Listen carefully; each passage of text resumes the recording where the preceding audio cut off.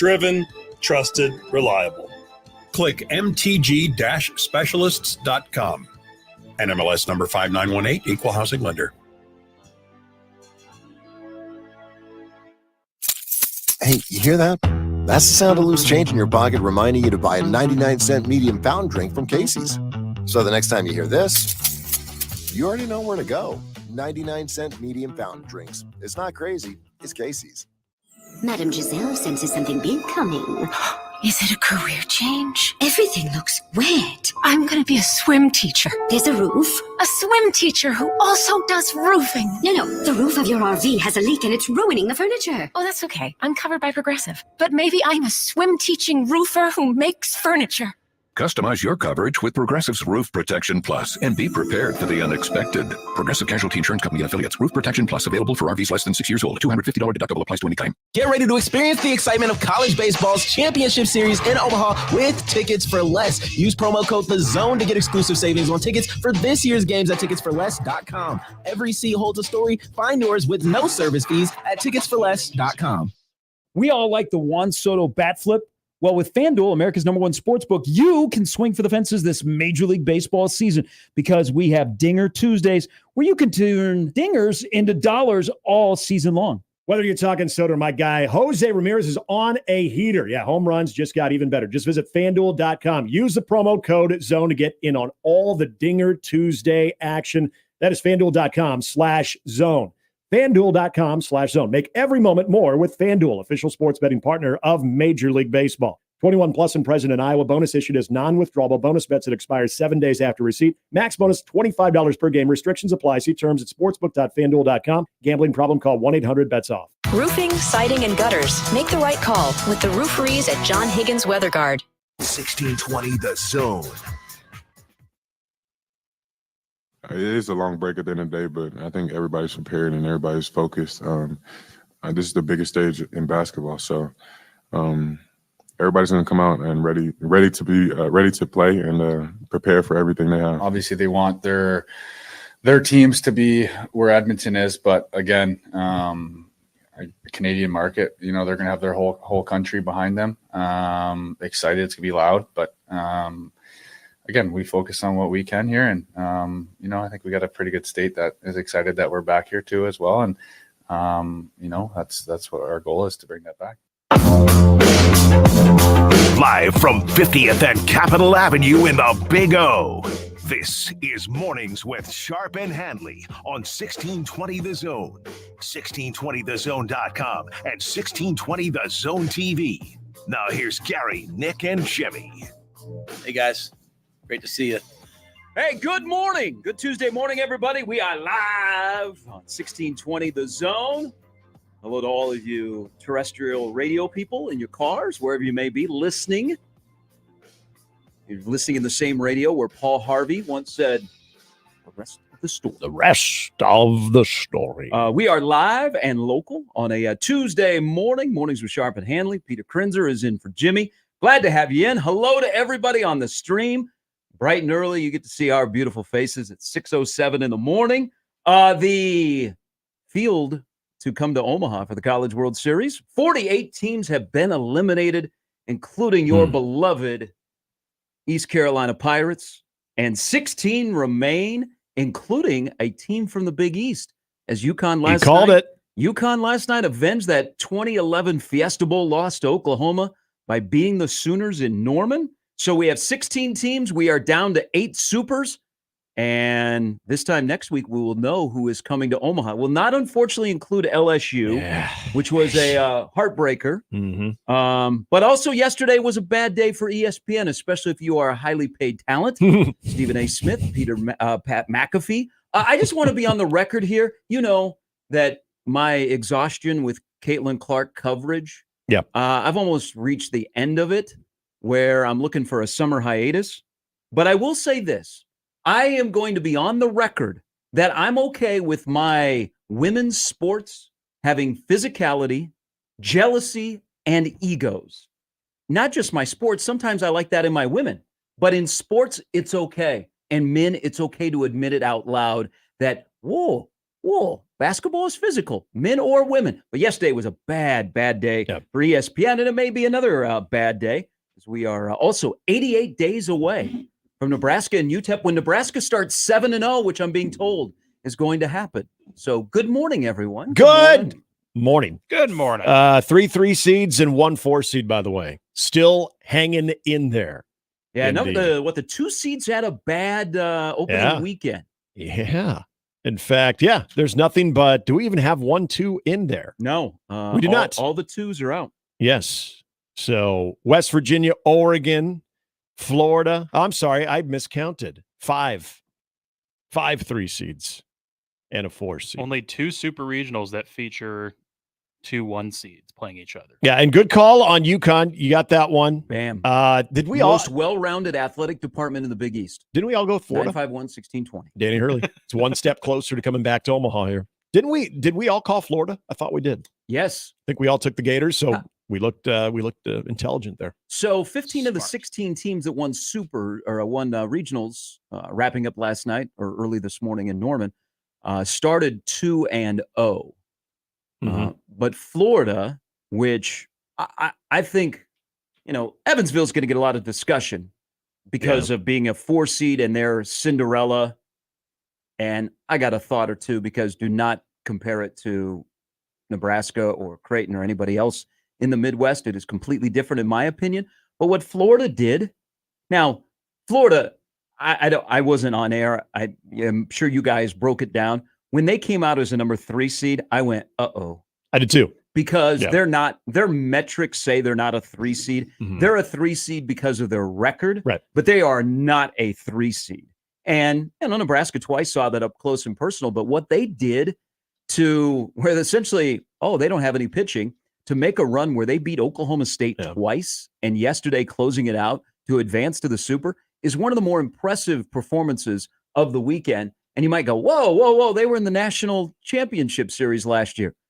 Well, they've struggled this year. Yeah. They have struggled. And what they did in Stillwater was pretty damn impressive. But it's, we're not going to get LSU. We're not going to get Texas. I mean, there's some of the staples that have been here. We will get a new national champion. We will probably get a new overall national champion. There are very few schools that are left that have actually won a national championship. So it could be intriguing when we get to this point a week from today and we have the field of 8.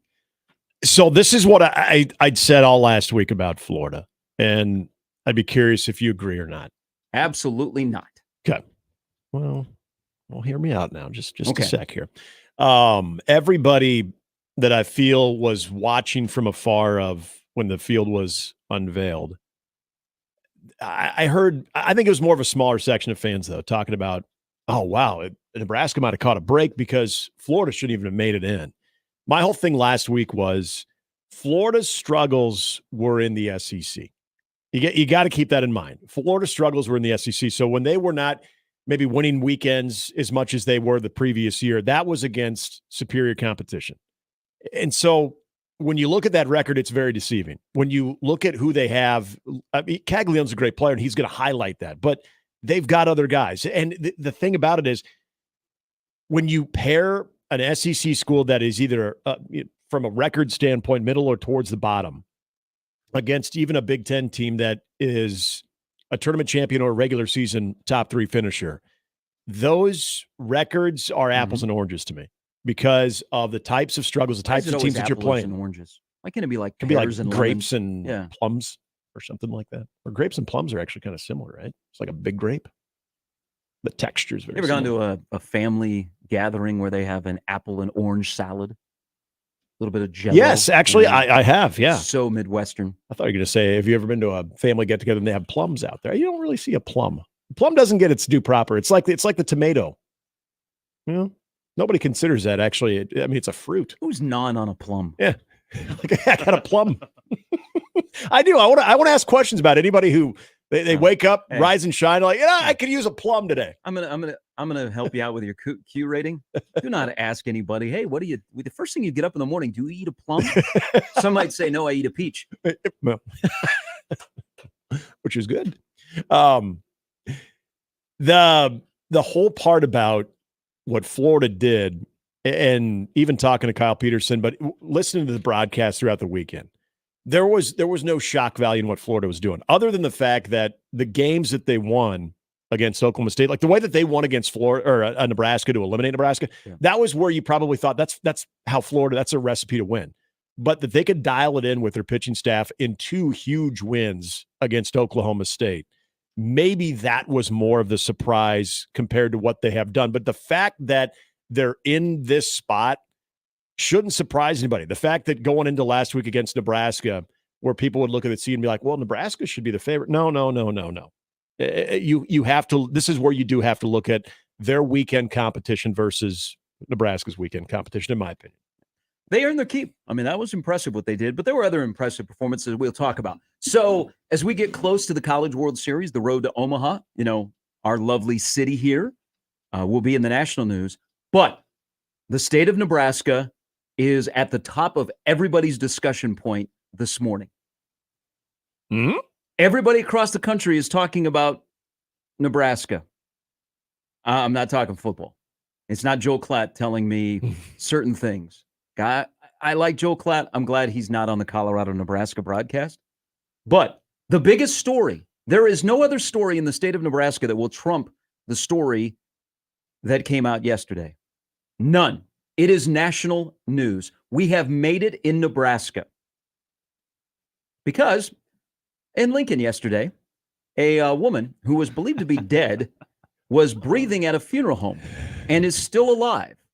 So a weird situation. Yeah. The Lancaster County Sheriff's Office yesterday addressed this situation. So this Lincoln woman who was at a hospice in Waverly was, and shout out to my mom was in a hospice before she passed away, and I have a great respect for the people that work at those facilities. The one in Des Moines was fantastic. So she is at a hospice. She is 74 years old. Her name is Constance Glantz, and she has now won the award in 2024 as the comeback person of the year in the state of Nebraska. So this is what happened yesterday. I can't get enough of this story.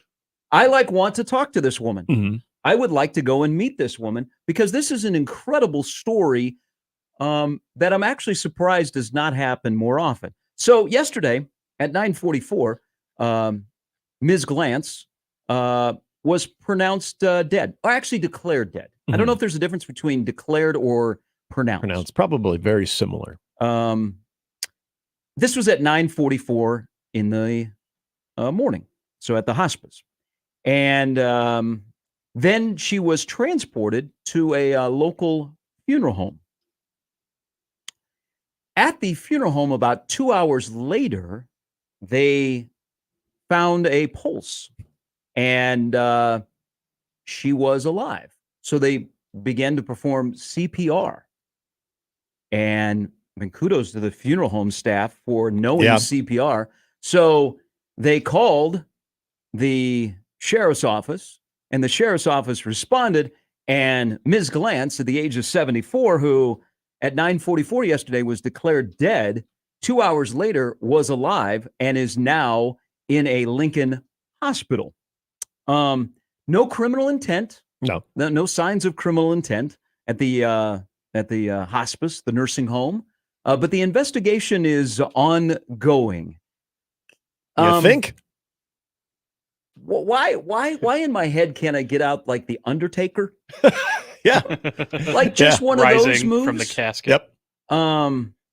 Now, I'm sure that people that have been in the business, especially if you run a funeral home, you've probably never seen anything like this. Probably never happened before. I'm going to say, and I'm no doctor, and maybe I'm speaking out of turn here, but I do have WebMD bookmarked for situations like this. It's very smart.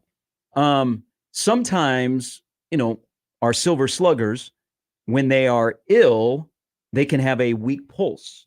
Yeah. And if you miss it, and they don't have if they have a DNR, then you probably just let it go. And maybe there was no doctor or nurse that was on site. And so then they declared her dead and went through the proper protocol of taking the body out of the hospice and taking it to a funeral home. But this is an amazing story. I'm sure there will be national media that will ascend into Lancaster County to do a story on this, but I can't get enough of this. That at 9:44, the 74-year-old woman was pronounced dead. Mm-hmm. And then 2 hours later, she is still alive. And the reaction of the people at the funeral home to go, and then you go into action, and Ms. Glantz is still with us. This is an incredible story that I'm just not making this up about national news. I was watching, I guess it's the pre-Good Morning America show today on ABC. Mm-hmm. And this is like one of their top stories. It's not like oh my gosh, it's a funny Nebraska story. No, it's someone came back from the dead. Yeah, it's actually quite amazing. I feel like the Motley Crue Kickstart My Heart should be playing during anytime you're doing this song. I don't know why TV stations were not live last night. Yeah. Like with the latest on this. They're outside the Lancaster County Hospital. Like who gets the first interview with 74-year-old Constant Glantz? Rinaldi? Tom Rinaldi is live. ESPN could use a little pick-me-up right there, too. Well, I guess not at ESPN anymore. What a wild scenario. So isn't this ironic, though? The one thing that most of us, because people who work in the funeral home industry, morticians, and that line of work, what would probably be very uncomfortable or even somewhat scary for people like us to deal with deceased bodies, there's no making them uncomfortable at all. They know exactly what they're getting into. Isn't it ironic, though, that it's actually probably someone who's alive that makes them uncomfortable? Because I can only imagine. Well, yeah, if I was working in a funeral home. Yeah, and all of a sudden someone just like, whoa. No, that's why I know the funeral home business is really good. And Yeah. I actually had a relative who they were in that business. Like that's what they went to school And for. don't you have to do like an apprenticeship and everything? I mean, yeah. you go through a lot. I Mhm. mean, it's not an easy job. Right. But it's not like you're never going to go out of business. It's true. So yeah, it's a little bit difficult. But one time they said, "Hey, would you like to come and would you like to shadow me?"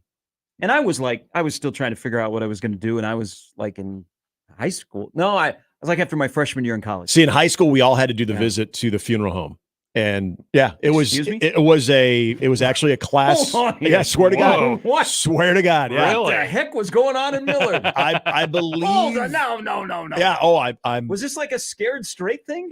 And Did you go to the no pun intended, but I'm dead you- serious. Did you go then to the Douglas County Correction Office afterwards?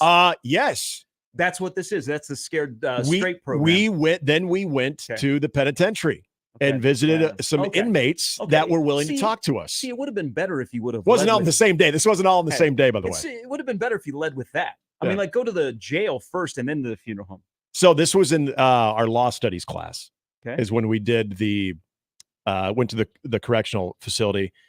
I'm trying to remember what class. It might have been the same class when we went to the funeral home, but because I remember certain people that were in both classes. But either way, yeah, we went there and we didn't get to see an actual body, but they went through the whole process. They showed us going down to the basement where they've got the caskets and yeah, we went through basically the entire process with the exception of actually watching them, with the embalming fluid and whatnot.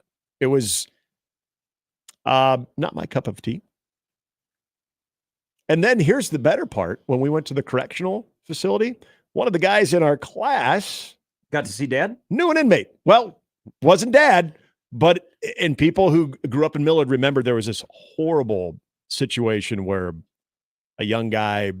This taking a turn for the worse. Well, people we're having a moment here. Yeah, Of this lady. And now it was a very unfortunate situation that a sophomore in high school at the time found himself in with his family, with his mom in particular, and he was put away. And he knew a lot of people that were at Millard West at the time because he was at Millard South. And as we were walking by, all of a sudden we hear one of our guys go, "Hey, Brett, what's up? Oh, man, what's up, man?" We're like, we're all looking around like, oh, my God. what if somebody in our class knows an inmate as we're just walking by the cells? Yeah, it was a lot to take in there. But I know when I went into that funeral home, I was a little uncomfortable. Yes, definitely a little uncomfortable. My cousin said, "Hey, why don't you shadow me?" And I was like, "I don't do death very well. Okay, I don't go to funerals. I don't. It takes a special circumstance for me to get to go to a funeral. So he said, "Why don't you shadow me?" And so I did get to see like the behind the scenes stuff. Never, not while he was working. Yeah. But I said, my most curious question was like, "Are you here late at night? Like, what if you hear some rumbling going on?" I mean, I would be done. You hear scratching. I don't know what I would do. But in this situation, so Mike writes in and he goes, "I will preface this by saying I am a doctor. I have never heard of this before. Okay. But what you said about a older person with ill health, if they have a weak pulse and it's not a doctor or nurse, it may be construed as they are no longer with us. And if they have a DNR, then do not resuscitate. Then that kind of furthers the process." He goes, "But there is no law in Nebraska for a doctor to make the actual declaration of death, only that they must sign the death certificate within 24 hours.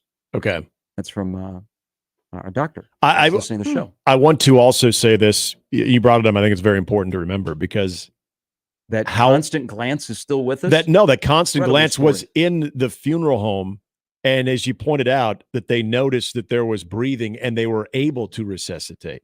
How many people that work in that business ever think at any point in their, I know this guy said in his 31 years, but at any point in their career that they're going to actually have to resuscitate someone that is brought to them? I would think that would be my worst fear.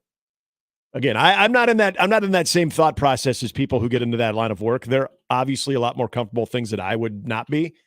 But for them to all of a sudden see a pulse and not flip the blank out and run out of there and yell ghost, but actually get into action within seconds to save a life, that's really impressive to me. It's impressive when anybody jumps into action and saves a life. But in these circumstances, I give you double kudos right there. That's impressive. Unbelievable. This is a great story. Now, the chief deputy of the Lancaster County Sheriff's Office, his name is Ben Hochin, I believe is how you pronounce his name. He said, "This is a very unusual case." Yes. And yes, it is. And now it is everywhere nationally. And I fortunately for the Glantz family, that Constance is still with us. And they probably have one heck of a story to tell. But this is a national story today. People are talking about this. And why not? She is the comeback person of the year in Nebraska. She will be in LA for an ESPY. Governor Pillen, you should just write the award right now. Yep. At least give her the key to the state. All right. Coming up in about 30 minutes, Sam McEwen will join us. Also, Brian Christopherson will stop by here in the month of June, where magazines are out. Nash Hutmacher on the front of the Lindy's. Also, I got in the mail yesterday the Athlon. People are going to be very disappointed in Athlon. I think college football magazines are still popular, especially the Bible, which doesn't come out until July 4th. Yeah. Actually, Phil said he goes to print here in 3 days. But the Athlon edition that I got in the mail yesterday, they've always been really good to this radio station. It used to have the glossy paper. And like the Power 4 conferences, the teams would have a 2-page preview. Nope. The page quality is different, and all 134 teams just get one page. Wow. Yeah. They are high on Nebraska, by the way. Did you guys last week read the anonymous quotes? Oh, yeah. Did you hear? I don't know if you've heard this. We'll have to ask him. Well, you will, because I won't be here on Thursday. Sipple. He's got a conspiracy theory that he doesn't even think it's real. He thinks the anonymous. He said he questions. He doesn't put much stock. He doesn't put much stock into it because he has a hard time believing that any coach on any staff that would be addressed to give an anonymous assessment of another team and that it would be put out in print, even if it's anonymous. He doesn't know if that would be true. That's fair. I asked somebody who used to work at Athlon when Athlon had a large staff. He said that it's not necessarily the head coach. And that's what I figured it would be the head coach. There's a lot of assistant coaches that are quoted. Yeah. When we talked about it last week, I said there could even be analysts. There could be people even at that level that are part of scouting reports. So I said it could most likely. I thought, and that was my opinion. My thought would be it most likely wouldn't be head coaches. The one I got is a Big Ten edition cover. Donovan Edwards and Trayvon Henderson. Then they have Nicholas Singleton, Jay Higgins, and then Ty Robinson. Yeah. Most recognizable Husker that is not Raiola. Damn it. Throwing in that one, that caveat. Because, hey, he's everywhere. I would say the Larry, the cable guy golf event. I would say either Nash or Ty. Guy didn't even play the game yet. I'd say Nash or Ty. Like without in street clothes, they're recognizable. Just given the size between the two, Nash or Ty. I still think if you saw those guys. I wonder how many national people could rattle off a Nebraska football player that's not named Dylan Raiola. Because while Hutmacher is on the cover of the local Lindy's and Ty Robinson's on the Athlon cover, I don't know that would roll off the tongue of a national person that is kind of a drive-by, not somebody that covers the league and probably has seen Nebraska a few times. Yeah. That they would be able to rattle that off. I think that's fair. I think this is a better year in college football for recognizable players compared to maybe last year where Phil Steele puts out his magazine and you're like, who's that guy? Who's that guy? Who's that guy? Right. But will help moving forward. One of the best things that's going to help with college football. So we had the Last Dance last year. We are setting up. College football is back, baby. If we can just get to kickoff. Okay, the offseason is a mess. But when we get to the games, it's glorious. We are about to have one of the best runs of college football that we've ever had because we add in the video game. Yeah. And if you go back 10 years ago, the video game opened the door to more college football fans in non-college football markets. College football was bigger on the East Coast when we had a video game. They're all NFL. They don't have local teams that they root for unless that's where you went to school. But having a video game where you're playing Nebraska against Ohio State, Michigan, USC, whatever rivalry you want to do, you become more familiar with the players and more familiar with the teams. So we are, from July 19th leading into the start of the season, I think we're going to have a glorious college football season where we will have more recognizable players because I don't know that even the Big Ten Cash couldn't identify Donovan Edwards right away because he was not the number one running back at Michigan last year. Right. The other part about it, to your point about the college game, is when I think of a lot of people who are into Madden, and they're not, I wouldn't even say diehard NFL fans, and you have a lot of gamers that are into it as well.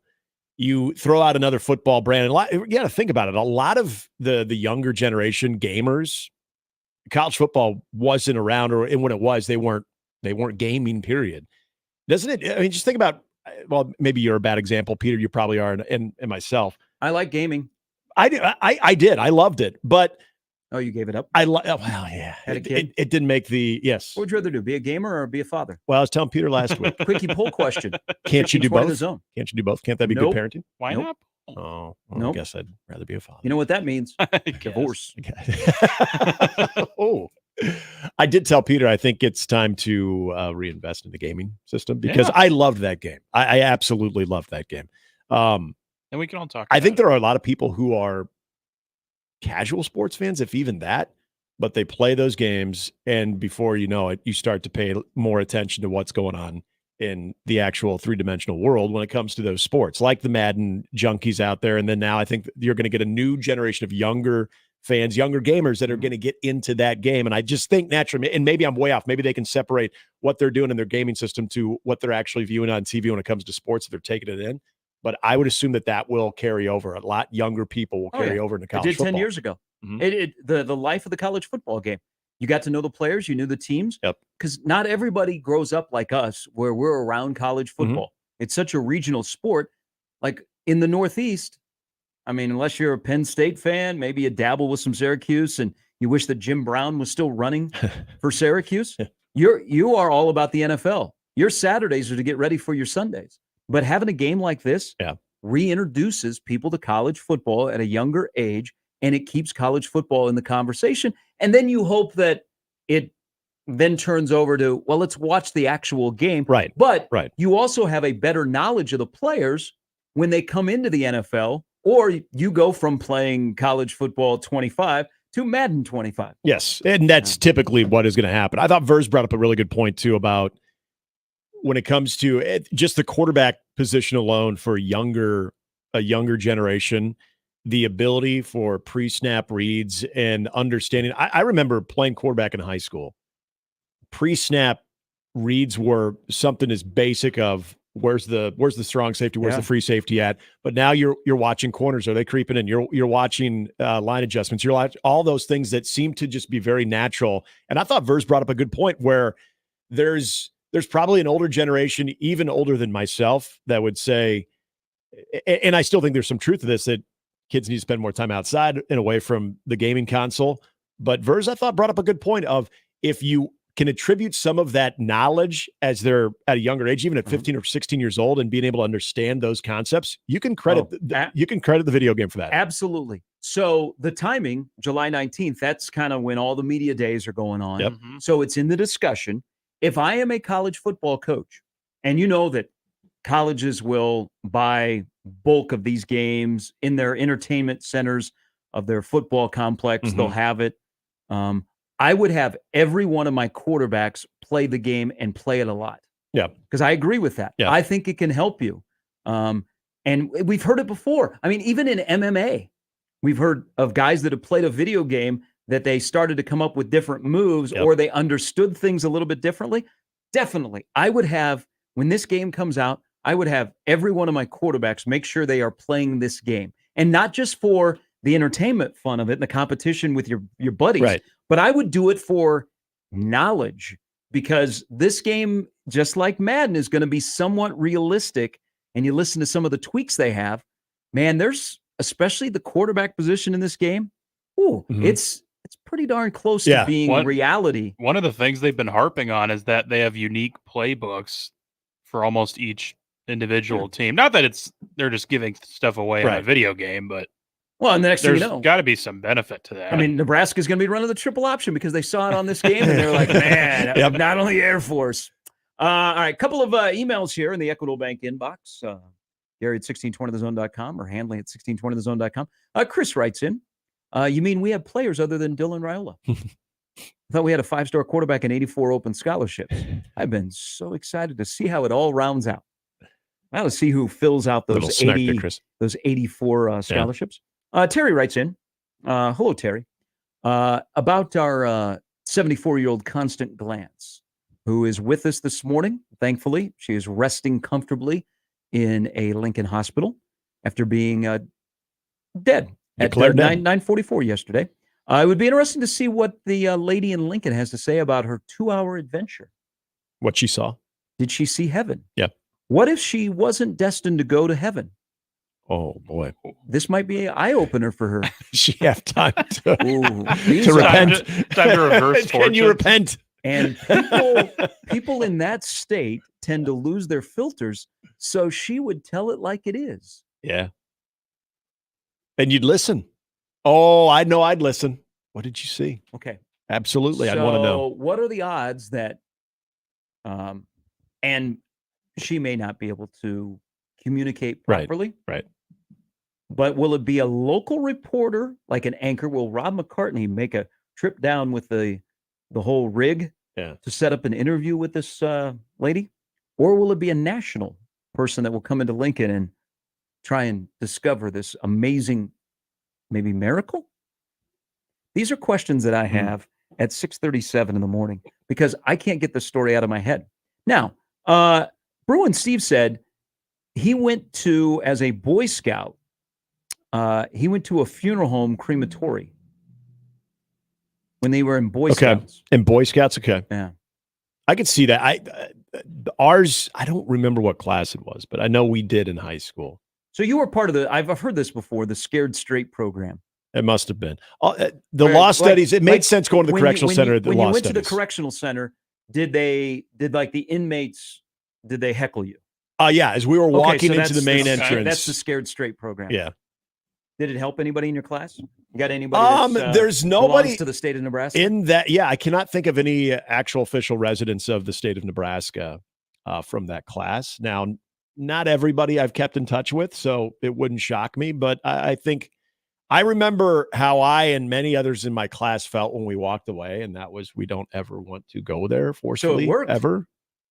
So yeah, I think there was definitely an impact. So it was effective. We'd seen movies as we all do at that age, and I can say a lot of the heckling was pretty consistent to what I had seen in some movies. Give me the best heckle from your trip to the corrections center as a high schooler.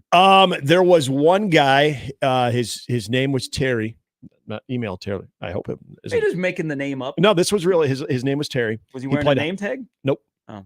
But he played hockey, and he had kind of he had sort of hockey hair, and it was always really frizzy, and so he had a look that stood out. Oh, this was one of your high school mates. Yeah, one of my high school Okay, mates. I was going to say, you know way too much about an inmate. Oh, no. The only inmate that I knew of was I didn't even realize he was there and still there, and I'll tell you that story at a different point too.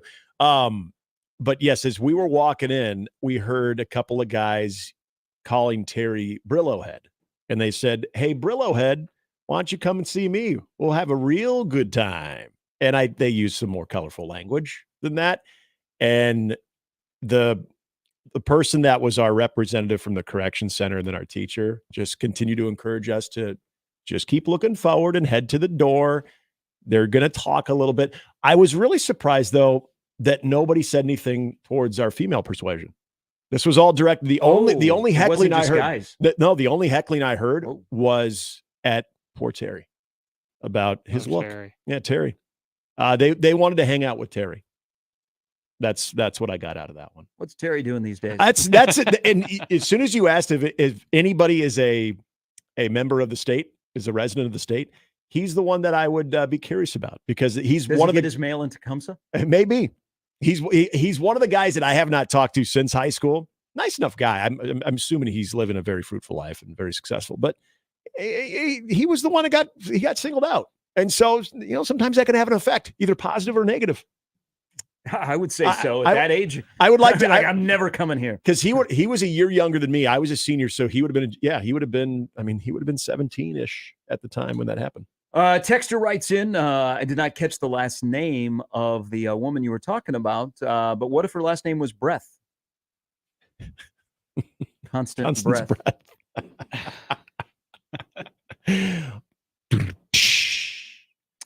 Mike says, with LSU losing last night, how pissed are bar owners in Omaha?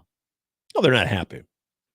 Yeah, because I can't think of a team right now that is alive that would come drinkers. That would come even close to what LSU represents when it comes to that type of presence. What does the Purple Aces contingent have to offer if they can pull the upset? That might be the successful thing they've done since the mid '90s in Evansville. Yeah, winning yesterday as a 4 seed. Oh, you never know. We could get the Tennessee false support, like they always say. Oh, Tennessee travels so well. Didn't see it last year. It's very disappointing. I thought there were quite a few Tennessee people here. I think they were. I think the purple kind of washed them out. Maybe, and see, okay, if that's the case, this would be a perfect time. Remember, if they beat Evansville, then they were on that side of the bracket, weren't they? Wasn't LSU and Tennessee on the same side? Yes, they were. Yep.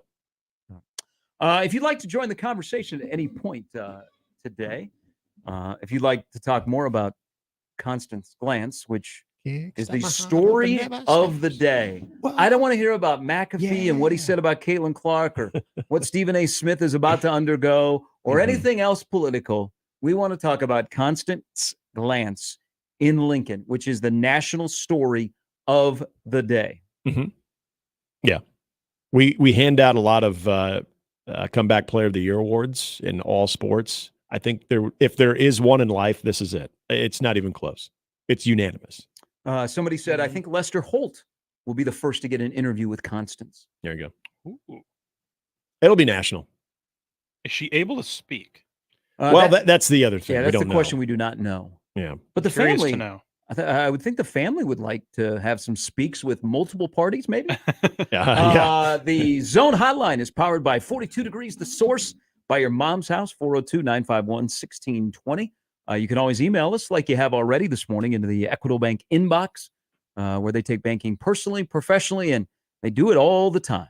And they are banking on getting to the bottom line of what went on with Constant Glance yesterday. Get on it, Doug. Gary at 1620thezone.com. Handley at 1620thezone.com. Also at JTech Construction Zone Twitter feed. Why don't they put, we're talking about logos on the football field and the jerseys. Baseball needs some cash. What about a JTech Construction Zone patch on Nebraska's baseball uniform? We all good with that? Yeah, I'm fine. We're all good with them sponsoring our Twitter feed at Gary Sharp 1620. At Nick Handley 1620. Peter Krenzer is in for Jimmy. He'll have an update after the top of the hour. Sam McEwen coming up at 7:30. 48 have been eliminated. 16 are left on the road to Omaha. We'll discuss when we come back on Mornings with Sharp and Handley on 1620 The Zone. Mornings with Sharp and Handley on 1620 The Zone and 1620thezone.com. Remember, no matter how you listen, it's still AM radio. 1620 The Zone. If there's one thing that you can count on every spring, it's that we're going to have to deal with some hail. JTech Construction is the company to call to make it right again. JTech Construction specializes in siding, roofing, windows, and gutters, even solar. They're trained for insurance claims assistance, and they can help with your insurance company. Turn to the team the Huskers turn to, JTech Construction. Use your favorite search engine to find JTech Construction online and schedule a free estimate today. You guys just didn't want it bad enough. That should have been an easy win. What were you doing out there? You got to hustle. You could have made that play if you'd been open. On the car ride home after the game, when you think you're helping by telling me what I did wrong and what I need to work on, all I hear is that I'm not good enough, that I'm supposed to be perfect, that it's not okay to lose. On the car ride home, all I need to hear is how much you love me and enjoy watching me play. That my worth isn't determined by my performance. That even on my worst day, I am worthy. That you see me learning, growing, and doing my best. And that is enough. This message presented by the NSAA and the Nebraska State Interscholastic Athletic Administrators Association. Adopt US Kids presents What to Expect When You're Expecting. A teenager. Learning the lingo. Today I'm going to help parents translate teen slang. Now, when a teen says something is on fleek, it's exactly like saying, that's rad. It simply means that something is awesome or cool. Another one is totes. It's exactly like saying, totally, just shorter. As in, I totes love going to the mall with Becca. Another word you might hear is jelly. Jelly is a shorter, better way to say jealous. As in, Chloe, I am like so jelly of your unicorn phone case. You don't have to speak teen to be a perfect parent. Thousands of teens in foster care will think you're, rad just the same. To learn more, visit adoptuskids.org. A public service announcement brought to you by the U.S. Department of Health and Human Services, Adopt U.S. Kids, and the Ad Council. I love playing sports, especially for my school. And that's because school sports are special. It's where it's safe to fail. It's where we're taught resilience, where our fear becomes confidence. It's where we learn to get back up after every fall. School sports are where 7.8 million students go from I can't to I can. This message presented by the NSAA and the Nebraska State Interscholastic Athletic Administrators Association. Easy Cater. 100,000 restaurants, one platform. Whether you need food for catered meetings or company events, Easy Cater has everything to make food for work, work. Seriously, it's all right here in one place. Coffee, snacks, breakfast, daily employee lunches, you name it. Whether you run a nonprofit or a company with offices nationwide, we've got you covered. Anywhere work happens, Easy Cater has everything you need to make food for work, work.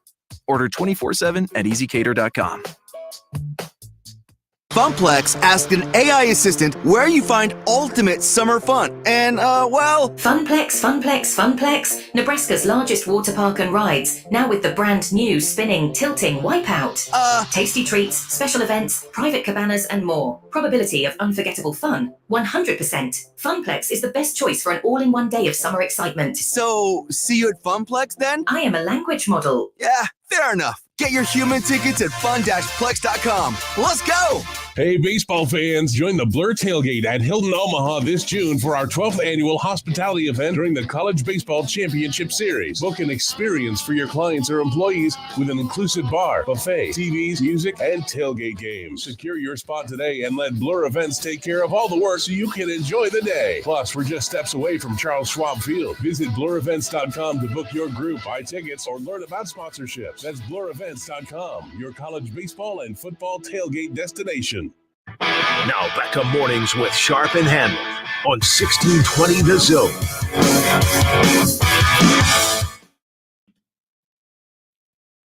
This is a good question. Iowa JD brings up in the JTech Construction Zone Twitter feed at Gary Sharp 1620 and Nick Hanley 1620. If Constance was a death row inmate, would her sentence have been completed and they would have to release her? Boy, that's a tough question to answer.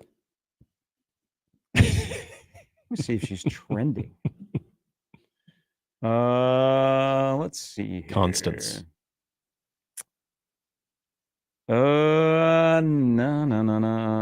Why is hold on, I gotta click on this. Why is Berkshire trending? Yeah, I saw that too. Oh, Warren had a rough day yesterday. Yeah. Maybe he heard us talking about how he should donate some money to Nebraska athletics. We started comparing him to T-Boone Pickens. Hey, one of the things that came out yesterday, I don't dabble in hyperbole. I don't like to go, well, that's the greatest of all time. The nominations for the College Football Hall of Fame have come out for the next go-around. Nick Saban is on there. Why don't they ever hold Michigan State tenure against Saban? What has he done for the game of college football? But Nick Saban and Urban Meyer are going to be a slam dunk. Mr. Te'o is making his debut on the College Football Hall of Fame ballot. Because of their ridiculous restrictions, there is no Howard Schnellenberger, there is no Mike Leach. Both revolutionary coaches in the game of college football that have passed. But because a win percentage is used, which pro sports probably, if you're having a discussion about Hall of Fame, pro sports probably the win percentage is more relevant. College sports relevant, but I like to say revolutionary. Yeah. And the things that Mike Leach and Howard Schnellenberger did for the game of college football should put them in the Hall of Fame, but they've got these weird restrictions, and so they are not on the ballot. But Saban and Meyer will be on. And then somebody else who is a slam dunk, and here's where I kick into hyperbole. Agree or disagree that when we talk about the great game of football, and unfortunately, we lost one of the greatest offensive linemen in the history of the NFL yesterday in Larry Allen passing away at the age of 52, the great Dallas Cowboy. Is Aaron Donald one of the greatest football players of all time? Yes. Thank you. I don't even have to think about it. Yes. So people are probably a little bit more familiar because it's recency of his NFL career. I mean, it's going to be weird not to have AD on the field this year, even though there is some speculation that he may unretire later in the year. He's young enough to do it too. But, he retired and we all went, dang, but dominant. Now that he is out of the NFL, we have to find the person that is the best player in the NFL, because to me, even with my quarterback, Aaron Donald has been the best player in the NFL.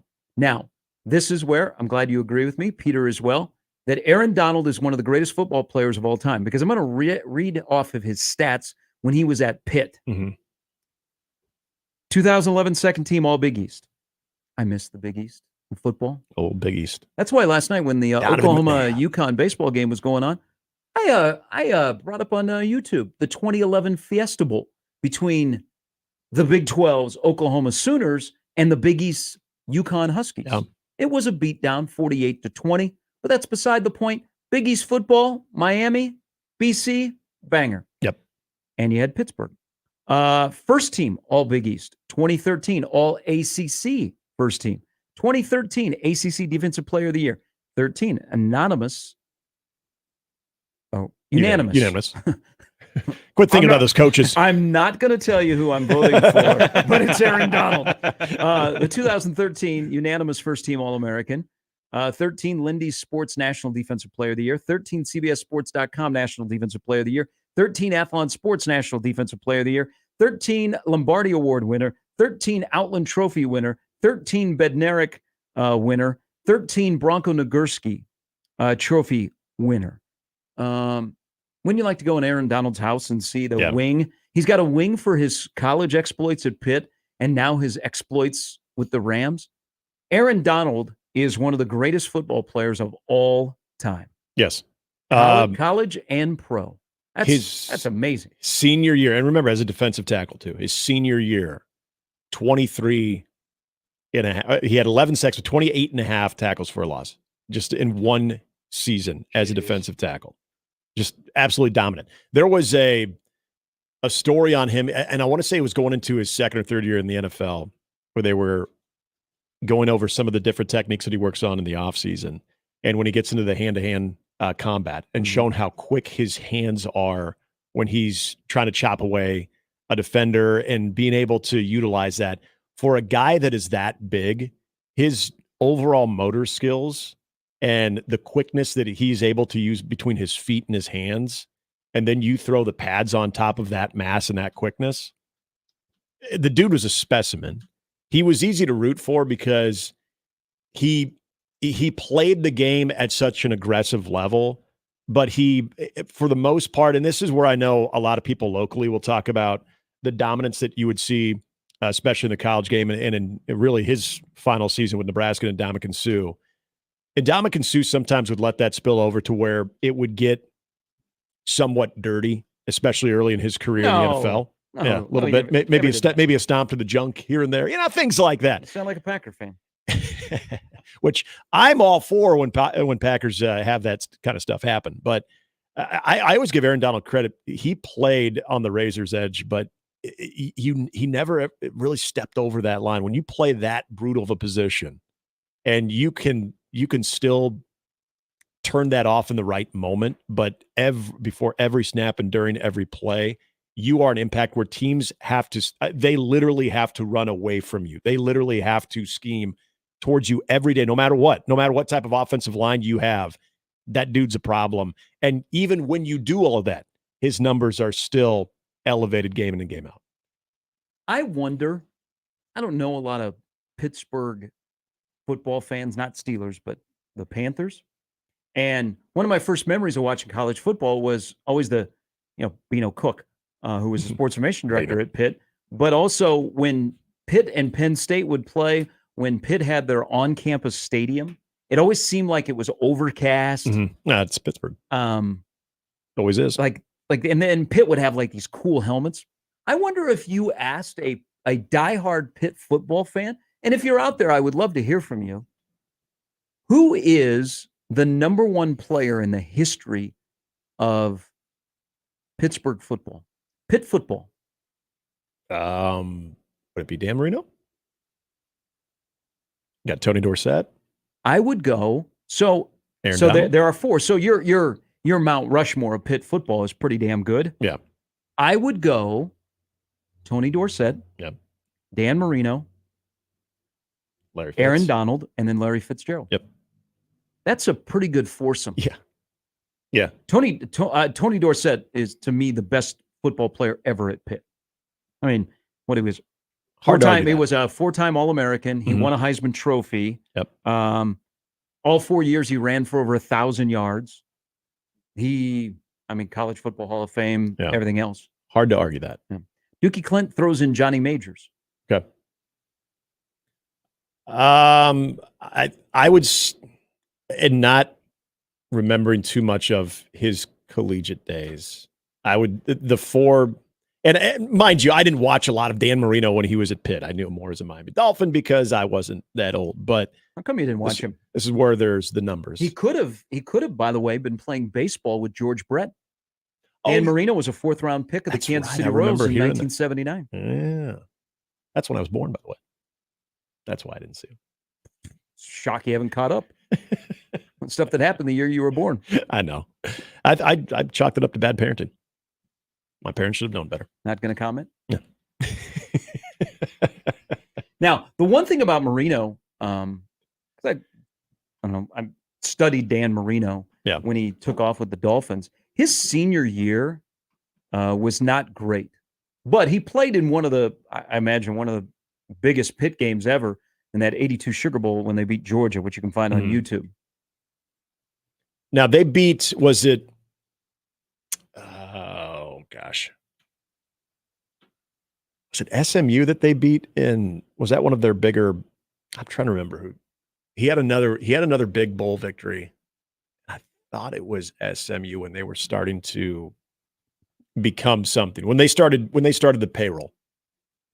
I thought they had That's one interesting way to describe it. Yeah, when you can't say when SMU started when they started becoming good. No, you got to say when they started the payroll. When I they might were have to rewatch Pony Excess.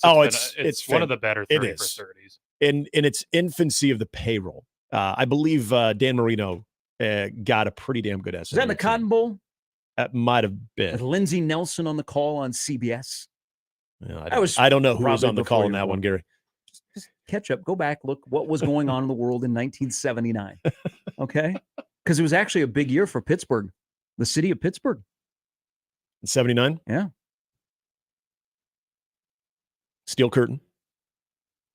What else am I missing?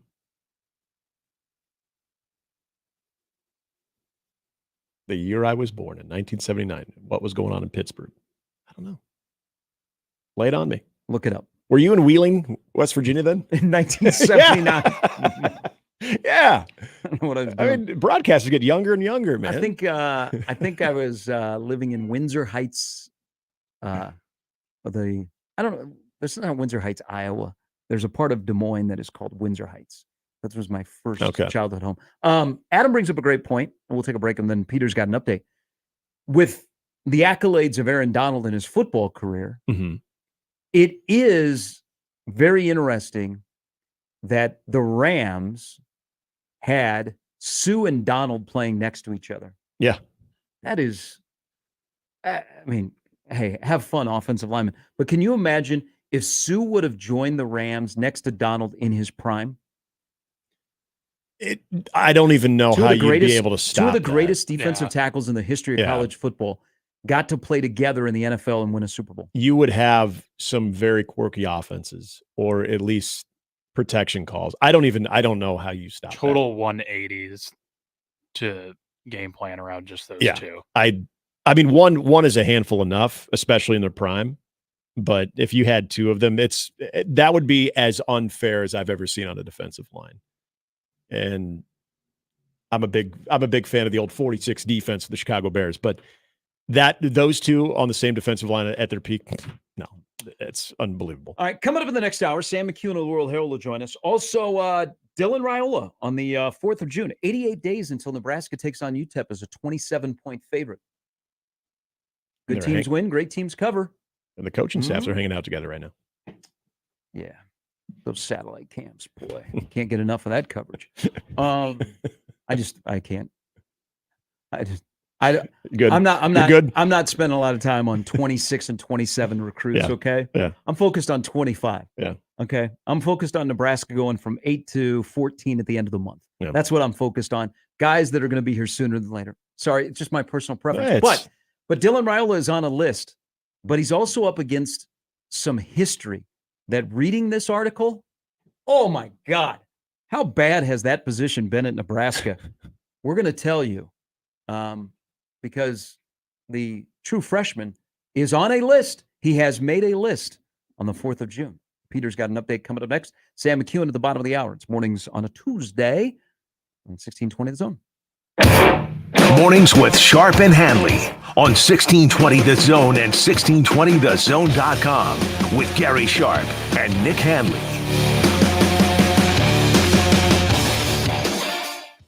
Live from the Host Coffee Studio, this is 1620 The Zone.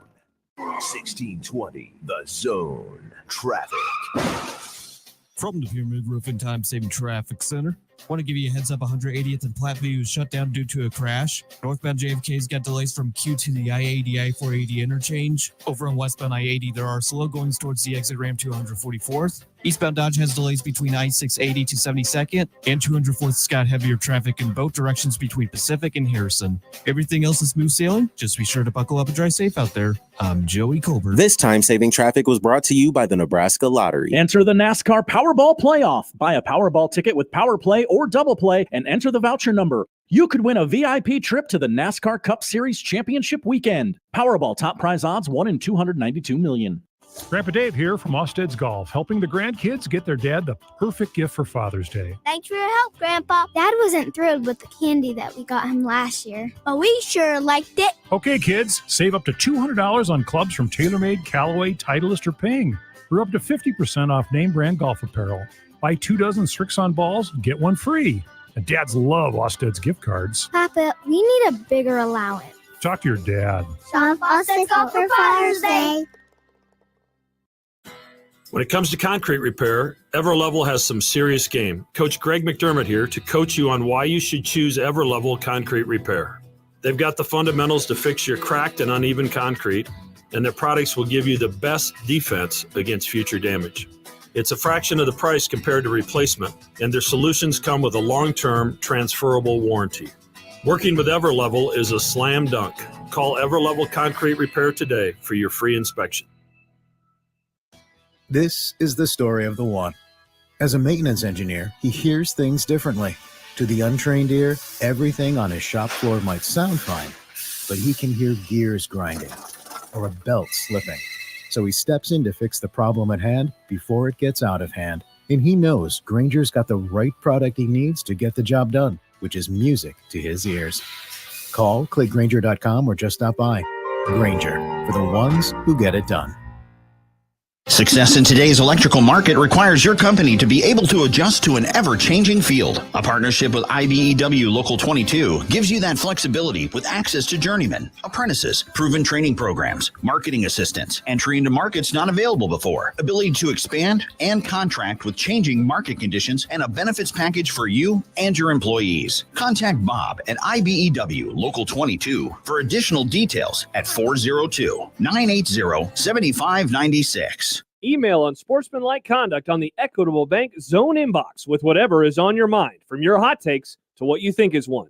The Zone inbox is brought to you by Equitable Bank. We take banking personally. We want to hear from you on the Equitable Bank Zone inbox. Hey, everybody, it's Michael Sevilla for Ted and Wally's. There's so much going on in the Benson area all summer long. And one of the great things about it is when you're down there, whether you're checking out an art exhibit or you're going to one of the great stores or even swinging by one of the great bars and restaurants, you can also stop by Ted and Wally's and top off your day or night. You know how that is. You go out, you get a great meal, but you need a little bit of something sweet at the end. And the place to get the best in sweetness is at Ted and Wally's Premium Ice Cream. You can swing by there while you're in Benson, checking out all the great summer activities. And if you're downtown, lots of great summer activities down there as well, whether it's art festivals and that big baseball tournament, all that's going on down there as well. Swing by the Old Market location and get yourself some great ice cream. Hey, the bullpen's right there too, right? As baseball is going on, you swing by there and you can get a coupon for some free ice cream from the folks over at 1620 The Zone. You can get all of that. It is a great time for ice cream because it's the summer.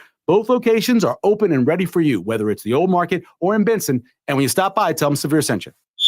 Tickets for less. Best seats, best prices, no service fees. Shop ticketsforless.com. KOZN Bellevue, Omaha, Council Bluffs. This is 1620 The Zone. And we're back. Mornings with Sharp and Handley. Here's Gary, Nick, and Jimmy on 1620 The Zone.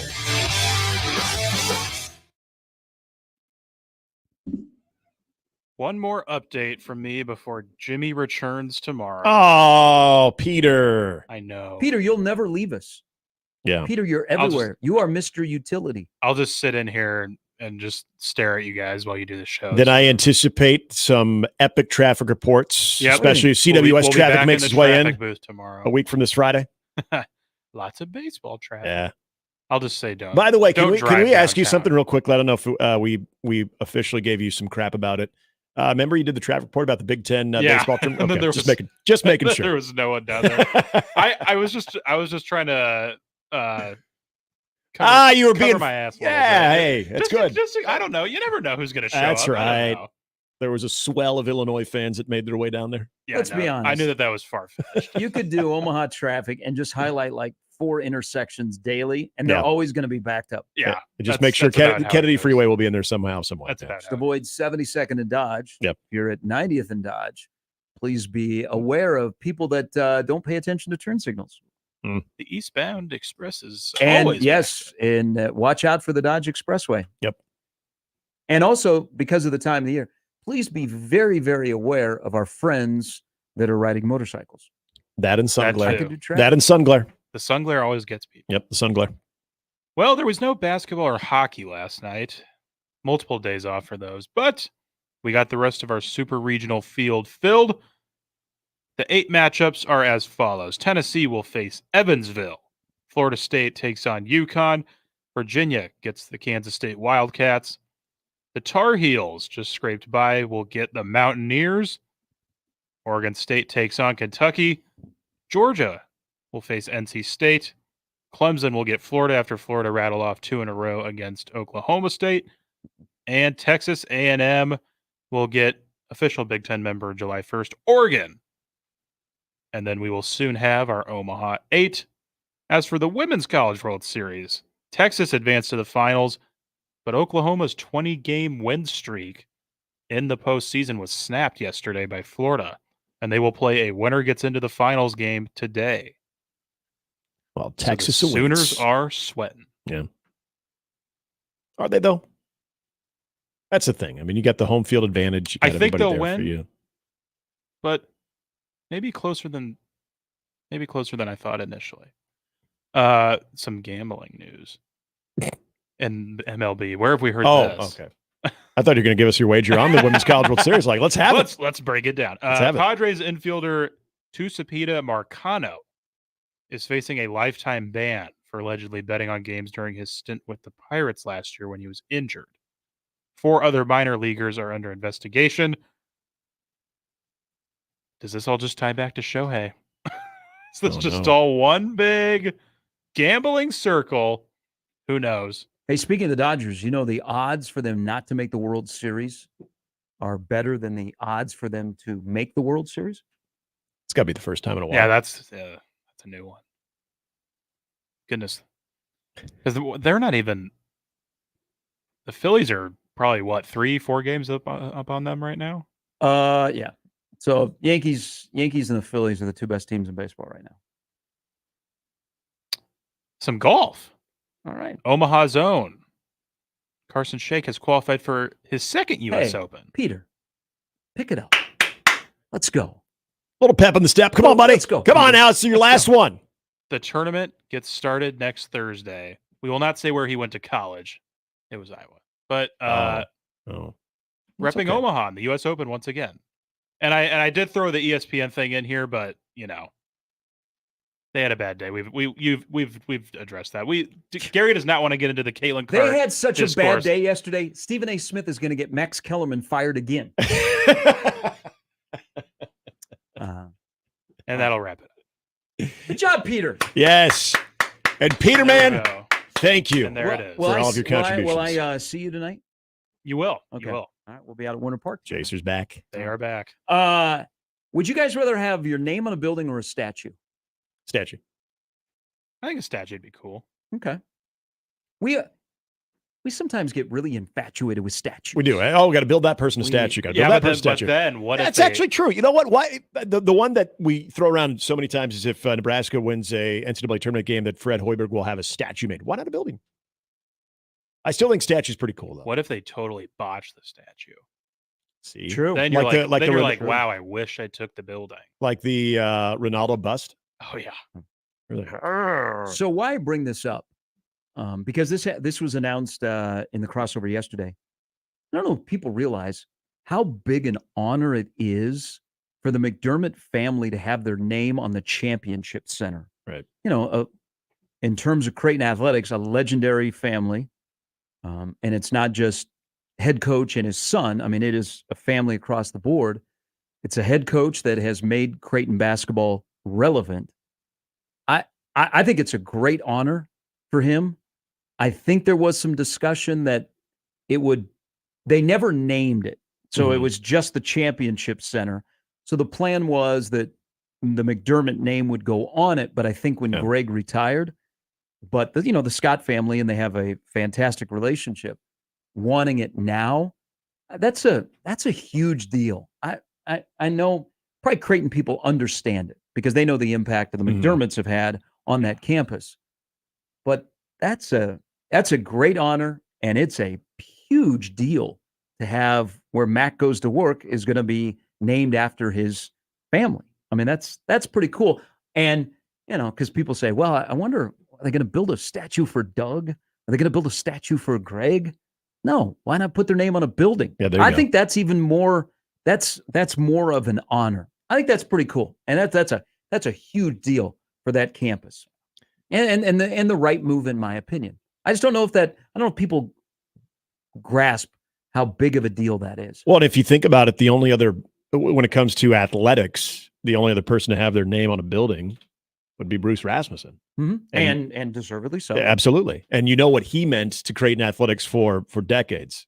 So it gives you an idea of the impact. And we could spend the rest of the show talking about that. And I think that there's no love there's not enough love that I think we could give when it comes to what he's brought to Creighton and also what Doug was able to do as they made their way in, but in that transition from the Missouri Valley to the Big East and have that type of success as well. But I think the one thing that you talk about this a lot, I talk about this a lot too, is he is, when it comes to our area coaches, how recognizable they are in the community. And a lot of the things that happen. He's the only coach that has a radio spot on this show. That's true. I mean, there is that, and that might have pushed it over the edge on that too. I mean, what is Mac better at, coaching basketball or as a customer for Everlow Country? I mean, that's a tough one. Yeah. That is a tough one. Yeah, that's a cool honor for that family, and it is very well deserved. All right, another family that has a connection to Nebraska is the Raiolas. Okay, you may have heard of them. I'm going to ask a great. I'm telling you, I have thought about this. I woke up in the middle of the night while my birds were chirping at 3:15 this morning. Ooh. Tell you what, we're having some speaks. Are the snakes? Did you bust out the rubber snakes yet? Not yet. Okay. It's probably time. It seems like it's getting there. Yeah. Sorry, man. I'm almost to the point of like doing something to the tree so that the birds have nowhere to go. Yeah, there you go. Go after the source. I tried to take a nap yesterday and they were chirping. I'm like, they knew. Give it up. They knew. They're taunting you. So I have a great question I'm going to ask Sam. You're gonna love this. Coming up in about I'm not going to ask him right away. It's going to be about 15, 20 minutes. But ESPN has come out with their tiers of quarterbacks in the 134 FBS teams that are going to take the field for Nebraska. It is just 88 days away until they take on UTEP and they begin the road to going 7-0. Mm-hmm.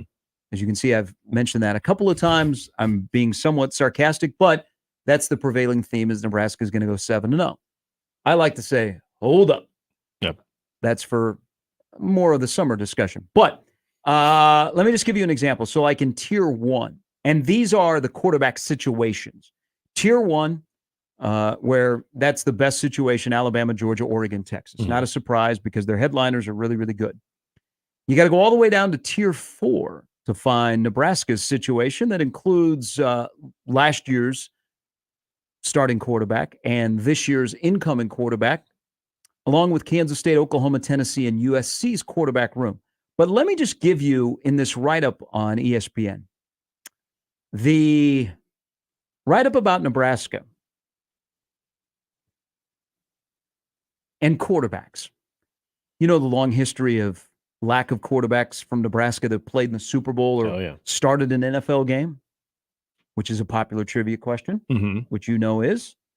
That have ever started an NFL game? No, that the last Nebraska quarterback to start an NFL game was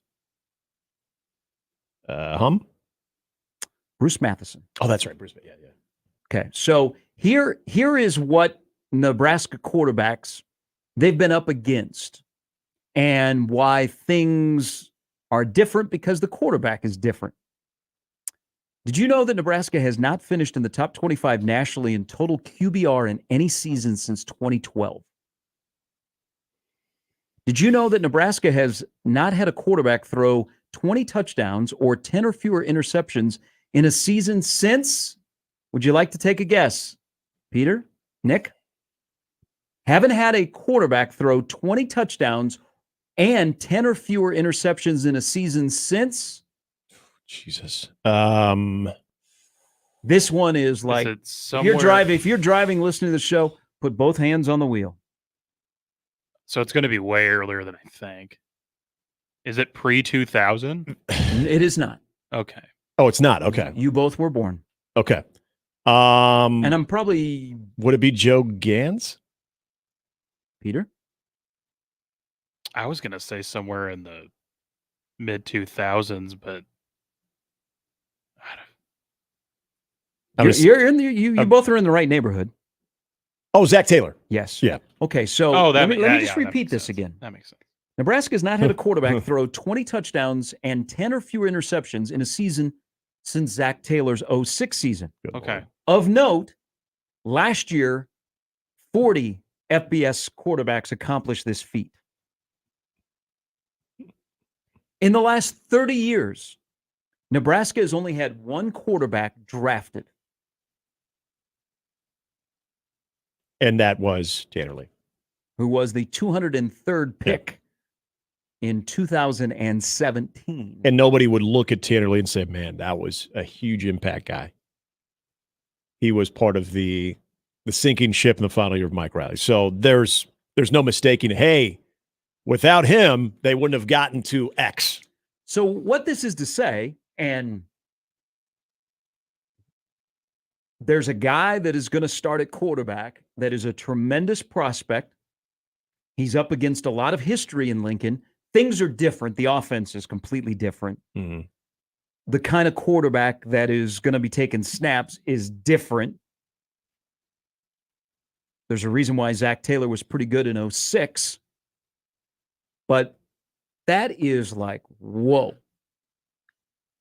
Let me just repeat that again. Nebraska has not finished in the top 25 nationally in total QBR in any season since 2012. This will be the 2024 season. This one, though, is the one that gets me. Haven't had a quarterback throw 20 touchdowns and 10 or fewer interceptions in a season in 17 years. Yeah. It underscores the position itself, and not just the trigger man at the position, but as we've talked about many times with the most recent starting quarterback as a true freshman, Adrian Martinez. It's also what you've done to support that person. And so there are a lot of different things at play when you look at the history of the Nebraska quarterback position and the lack of success. But whether it's been someone who we think of some of the quarterbacks like Joe Ganson. I don't have his career numbers in front of me, but he was a guy that, especially in that offense, could chuck it. But there were mistakes that were made. There were turnovers that were made. There were interceptions there. You think about some of the different styles of offense, but also the type of this whole conversation about turnovers that we've really sunk our teeth into. And this is one of those things during the offseason that when Matt Rule is doing hits, he's talking a lot about trying to correct that. This is something that does go back quite a ways. Now, on the other side, the defense was getting more takeaways too. So your turnover ratio was maybe a little bit better. It wasn't at the ridiculous level that it was now here as of late. But it just goes to show you that whether it's been the individual themselves being either mistake prone or the inability to just accurately complete passes. There were a lot of great things even about Tommy Armstrong. But for a guy that could use his athleticism and even his arm, at times, though, it's the decision-making. At times, it's the personnel around you. At times, it's the protection. It's a position that historically, we've seen a lot of promising guys come into that position, and yet the results are extremely minimal when it comes to that. I mean, those numbers right there just underscore, I think, what people would say, yeah, this is a recent issue. What you're laying out right there, this goes back a lot further than just the last handful of years. You know, this even Tanner Lee, even bringing up the last quarterback that was drafted, this goes well beyond even the Tanner Lee years as well. It's head scratching. It's puzzling to, I don't want to say get that position wrong so many times, because I think when you say that, it makes it sound like, if I say that, it makes it sound like, well, they had the wrong person the whole time. It's not always that. It's how coaches have also gone about being able to support that individual in that spot for Nebraska. And it's telling. And this is where I think it's interesting, where people, you talk to a lot of people about this. Dylan Raiola, he represents that optimism because of what he does possess from a skill set. But we've talked about the most important thing for his freshman year is he has to be supported. He's got to have those people in front of him. He's got to have those people around him. He's got to have that wide receiving group around him. Because if he can take that big jump as a true freshman to where he goes to above average and adequate, that's a great place to build from. Just that alone, not having to be all Big Ten type performer, but just being an above average adequate quarterback. I mean, that would be a much welcome sight, I think, for Nebraska fans that have really studied this position and have seen the downfall of the QB position. Now, let me give you a difference here. This is because in this tier, USC is in here as well, because USC is starting over at quarterback. They really like Miller Moss. Lincoln Riley, 9 years as a Power 5 coordinator or head coach. His quarterback has never finished worse than 11th in total QBR. 3 Heisman Trophy winners. Yep. All 3 selected number 1 overall. And he has a 2nd, 3rd, and 4th place finish with his quarterbacks as well. But in his 9 years as a Power 5 coordinator head coach, quarterback has never finished worse than 11th in total QBR. Nebraska has not had somebody finish in the top 25 in total QBR in 13 football seasons. Hello. Oofda. Hello. Wow. If this works, all 3 of those things that I just mentioned, that the history is against number 15, will be erased by the end of his career at Nebraska. Sam McEwen is coming up next. We will get into a plethora of topics with Sam, including my question. I'm so fired up about this question. This question bombs. I'm going to take some time off from the show. It's Mornings with Sharp and Handley. There's Nick. Peter is in for Jimmy on 1620 The Zone. Hey, one thing that will not bomb is it is Dinger Tuesday. That's right, because hitting bombs, yeah. It is Dinger Tuesday, and FanDuel lets you swing for the fences. It's America's #1 sports book because you can turn dingers into dollars. Just bet on your favorite player to rip a moonshot. Like, will Bobby Witt Jr. go deep in the huge matchup with Cleveland tonight? FanDuel will give you $5 in bonus bets for every homer during that game. Yeah, and whether you're talking about Bobby Witt or how about Jose Ramirez as well. Home runs just got even better. Visit FanDuel.com, use the promo code ZONE, and get in all the Dinger Tuesday action. Again, that's FanDuel.com, promo code ZONE. Make every moment more with FanDuel, official sports betting partner of Major League Baseball. 21 plus and present in Iowa. Bonus issued as non-withdrawable bonus bets that expire 7 days after receipt. Max bonus $25 per game. Restrictions apply. See terms at sportsbook.fanduel.com. Gambling problem? Call 1-800-BETS-OFF. Gary Sharp, Nick Handley, and Jimmy Chavez. Mornings with Sharp and Handley. Weekdays 6 to 10 on 1620 The Zone and 1620thezone.com. The Connor Happer Show. I received a text that I had to look into during the break. Did you hear about the pandas coming back to America? China made America give all the zoo pandas back. Now China's giving some back, and we're just accepting them. Like China doesn't have cameras. Like that they are bugged. The pandas are bugged. Do you think the pandas that China is giving us back are bugged? Do you think they're listening to us with the pandas? The Connor Happer Show. Weekdays from 10 to 2 on 1620 The Zone. Your Omaha area forecast presented by Funplex Water Park and Rides from the KETV Newswatch 7 Weather Center on 1620 The Zone.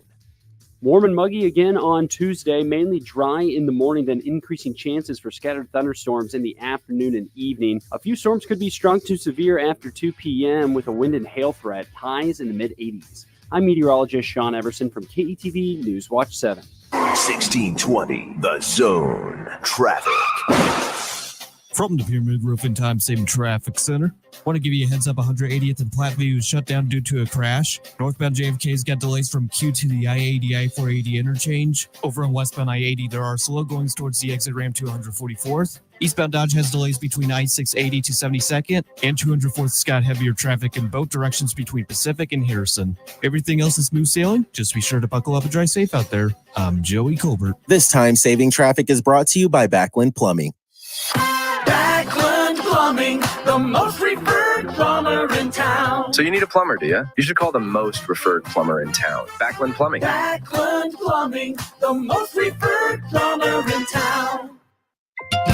It's going to be another sizzling hot summer. Stay cool with 35% off new Champion windows. Don't burn your money on high energy bills. Get new energy efficient windows from Champion. 35% off. Plus, get an extra $100 off every window you replace. The more you buy, the more you save. We help you choose the best design options for your home. We then build your project in our very own factory. Our install team manages your project every step of the way, and it's all backed by our lifetime guarantee. Plus, we're giving away the chance to win a $50,000 home makeover. Enter online today. Turn your house into your dream home with more livable space in a new Champion sunroom, or enhance your curb appeal with new siding. Now 35% off. Don't wait. This sale won't last long. 35% off windows, sunrooms, and siding. Plus, get an extra $100 off every window you replace. Call 877-GO-CHAMPION or visit championsavenow.com to schedule a free in-home estimate today. All discounts apply to our regular prices. Select styles apply. Minimum purchase required. Cannot be combined with other advertised offers. See store or website for details.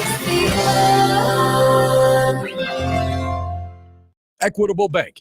We take banking personally. EquitableOnline.com. Velocity Clinical Research in Omaha frequently conducts clinical trials for a broad range of investigational treatments. Velocity is currently seeking participants to wear a Fitbit watch for 31 days with compensation of up to $200. Some other current studies includes low T, COPD, flu, pediatric, infant, and RSV. They also perform vaccine studies for people of all ages. See current trials at velocityclinicaltrials.com, compensation for study-related time and travel, and find out more at velocityclinicaltrials.com. Now back to mornings with Sharp and Handley on 1620 The Zone. All right, 7:31 on a Tuesday morning. 48 have been eliminated. 16 are set for the road to Omaha. The Supers, 8 sites, 8 teams coming to Omaha. We'll know the field a week from today. We know this guy very well from the Omaha World Herald. It is Sam McEwen. Good morning. Good morning. I want to start with this, and I have a follow-up. But I'm curious on this question. When you hear the word, that offense is quarterback friendly, how do you define an offense that is quarterback friendly? That you've got some built-in answers on plays that aren't just, it's not just designed to go with the ball to one or two spots, but there's a way to get out of the play. There's ways to change the play. There's an offense that gets a quarterback some early throws that are easy. And, the first throw of the game is in a 16-yard comeback that, has to be thrown just so. Mm-hmm. Things like Good that. example. I think, yeah. So, an offense that works for a quarterback that doesn't necessarily take being a fifth-year senior to master. So here's my follow-up, because ESPN's got this nugget out today. The Nebraska has not had a quarterback throw for 20 or more touchdowns and less than 10 interceptions since Zach Taylor did in 2006. So that was a quarterback-friendly offense with a really good signal caller. Between the Zach Taylor era all to what we may have here in the fall, how many years would you confidently say, man, that's a quarterback-friendly offense Nebraska has? That's an interesting question. I think Tim Beck's offense was quarterback friendly, to be honest with you. And I think, there were a lot of, now they ran the ball, obviously, with the quarterback, with Beck. But I think there were things about that offense that definitely worked and produced a lot of points, particularly in 2012, for example. Mm-hmm. So I think there's things about Tim Beck's offense that were effective, and it didn't always work in November, and there were inefficiencies there. But, he's gotten a lot of jobs for a reason. And I think it's because he's able to take his system, which is basically Mark Mangino's system, and make it portable to other places. Now Bill Callahan's system was certainly quarterback friendly for somebody who would become a head coach like Zach Taylor. I don't know. Yeah. I don't know that it was the easiest system to master. And I would say the same about Mike Riley's system. And I remember talking to Riley late in his tenure. This is in 2017. He obviously was going to be let go. And he's like, I wish this was Tanner's second year as a starter. He said that. Because, they had a couple games that year that they lost because of Tanner Lee's interception. Yeah. And you could also argue they were making calls that they shouldn't have been making inside the opponent's 20. But, I think Mike Riley felt, like you needed about 2 or 3 years in that system to really master it. And so, I think Riley's system was not real quarterback friendly. And then, with Scott, I think there were cool things about that offense that we could talk about for days. At the end of the day, I just don't know that the quarterbacks got the coaching they needed or the cohesion they needed until Lubick got there. By then it was too late. I think Lubick instituted some good things in the short time that he was there, but I think it took too long to get some of those things in place. You bring up Zach Taylor when he was in the Callahan offense. Remember that the first year he was in it, and I think it was the Omaha World Herald had this great picture of Zach Taylor looking back at the sideline with his hands out and just trying to get plays in before the play clock. Yeah, but then the second year you saw that growth right there. The thing I'd also chalk it up to is we maybe don't talk about it enough, and to this whole point about quarterback-friendly offenses is the offensive line play. I mean, there are guys that went on to play in the pros, and they had some solid dudes up front during Callahan's time, and go figure with his expertise at the offensive line. Have there been teams that you've watched since then where you feel like Nebraska didn't take advantage with the quarterback play despite having a good enough offensive line? I don't want to say a dominant offensive line, but a good enough offensive line where they should have really taken advantage of that because they actually had a solid offensive line. Are you talking about in terms of yards and points, or are you just talking about wins and losses? Probably yards, points, overall quarterback production from what you've seen with an offensive line that was at least adequate enough to where you should be able to get decent results? Yeah, last year's offense would be a place to start. And to be clear, I think that they've instituted some changes, including hiring Glenn Thomas, to coach the quarterbacks that I think will make that process cleaner and better, for sure. But that the offensive line last year wasn't terrible. Yeah. It was decent, and they weren't able to get a lot done. Passing the ball was a real struggle. They had some injuries at receiver, which I totally understand, but just from the very first 2 drives of the spring game, and it didn't necessarily manifest itself right away in the Harburg drive because I think he only threw it once and it was incomplete. But almost right away, you saw the rhythm throws. You saw a quarterback, getting into a little bit of a groove with some of the shorter throws. Things that I didn't feel like I saw last year. I don't really know why they didn't throw the quick game more last year. Maybe they didn't feel like Harburg could do it. I don't know. We should have asked and been more clear about that. I don't know how much of an answer we would have gotten, but I just felt like in the spring game alone, they were just doing some things that made more sense. It's, the smash route concept, for example, you run a corner route, and then you run a quick sort of curl, but sort of an out or a stop underneath it. It makes the cornerback go high-low, and if the corner's in cover 3, then he's going to go back with that other receiver and you throw it short.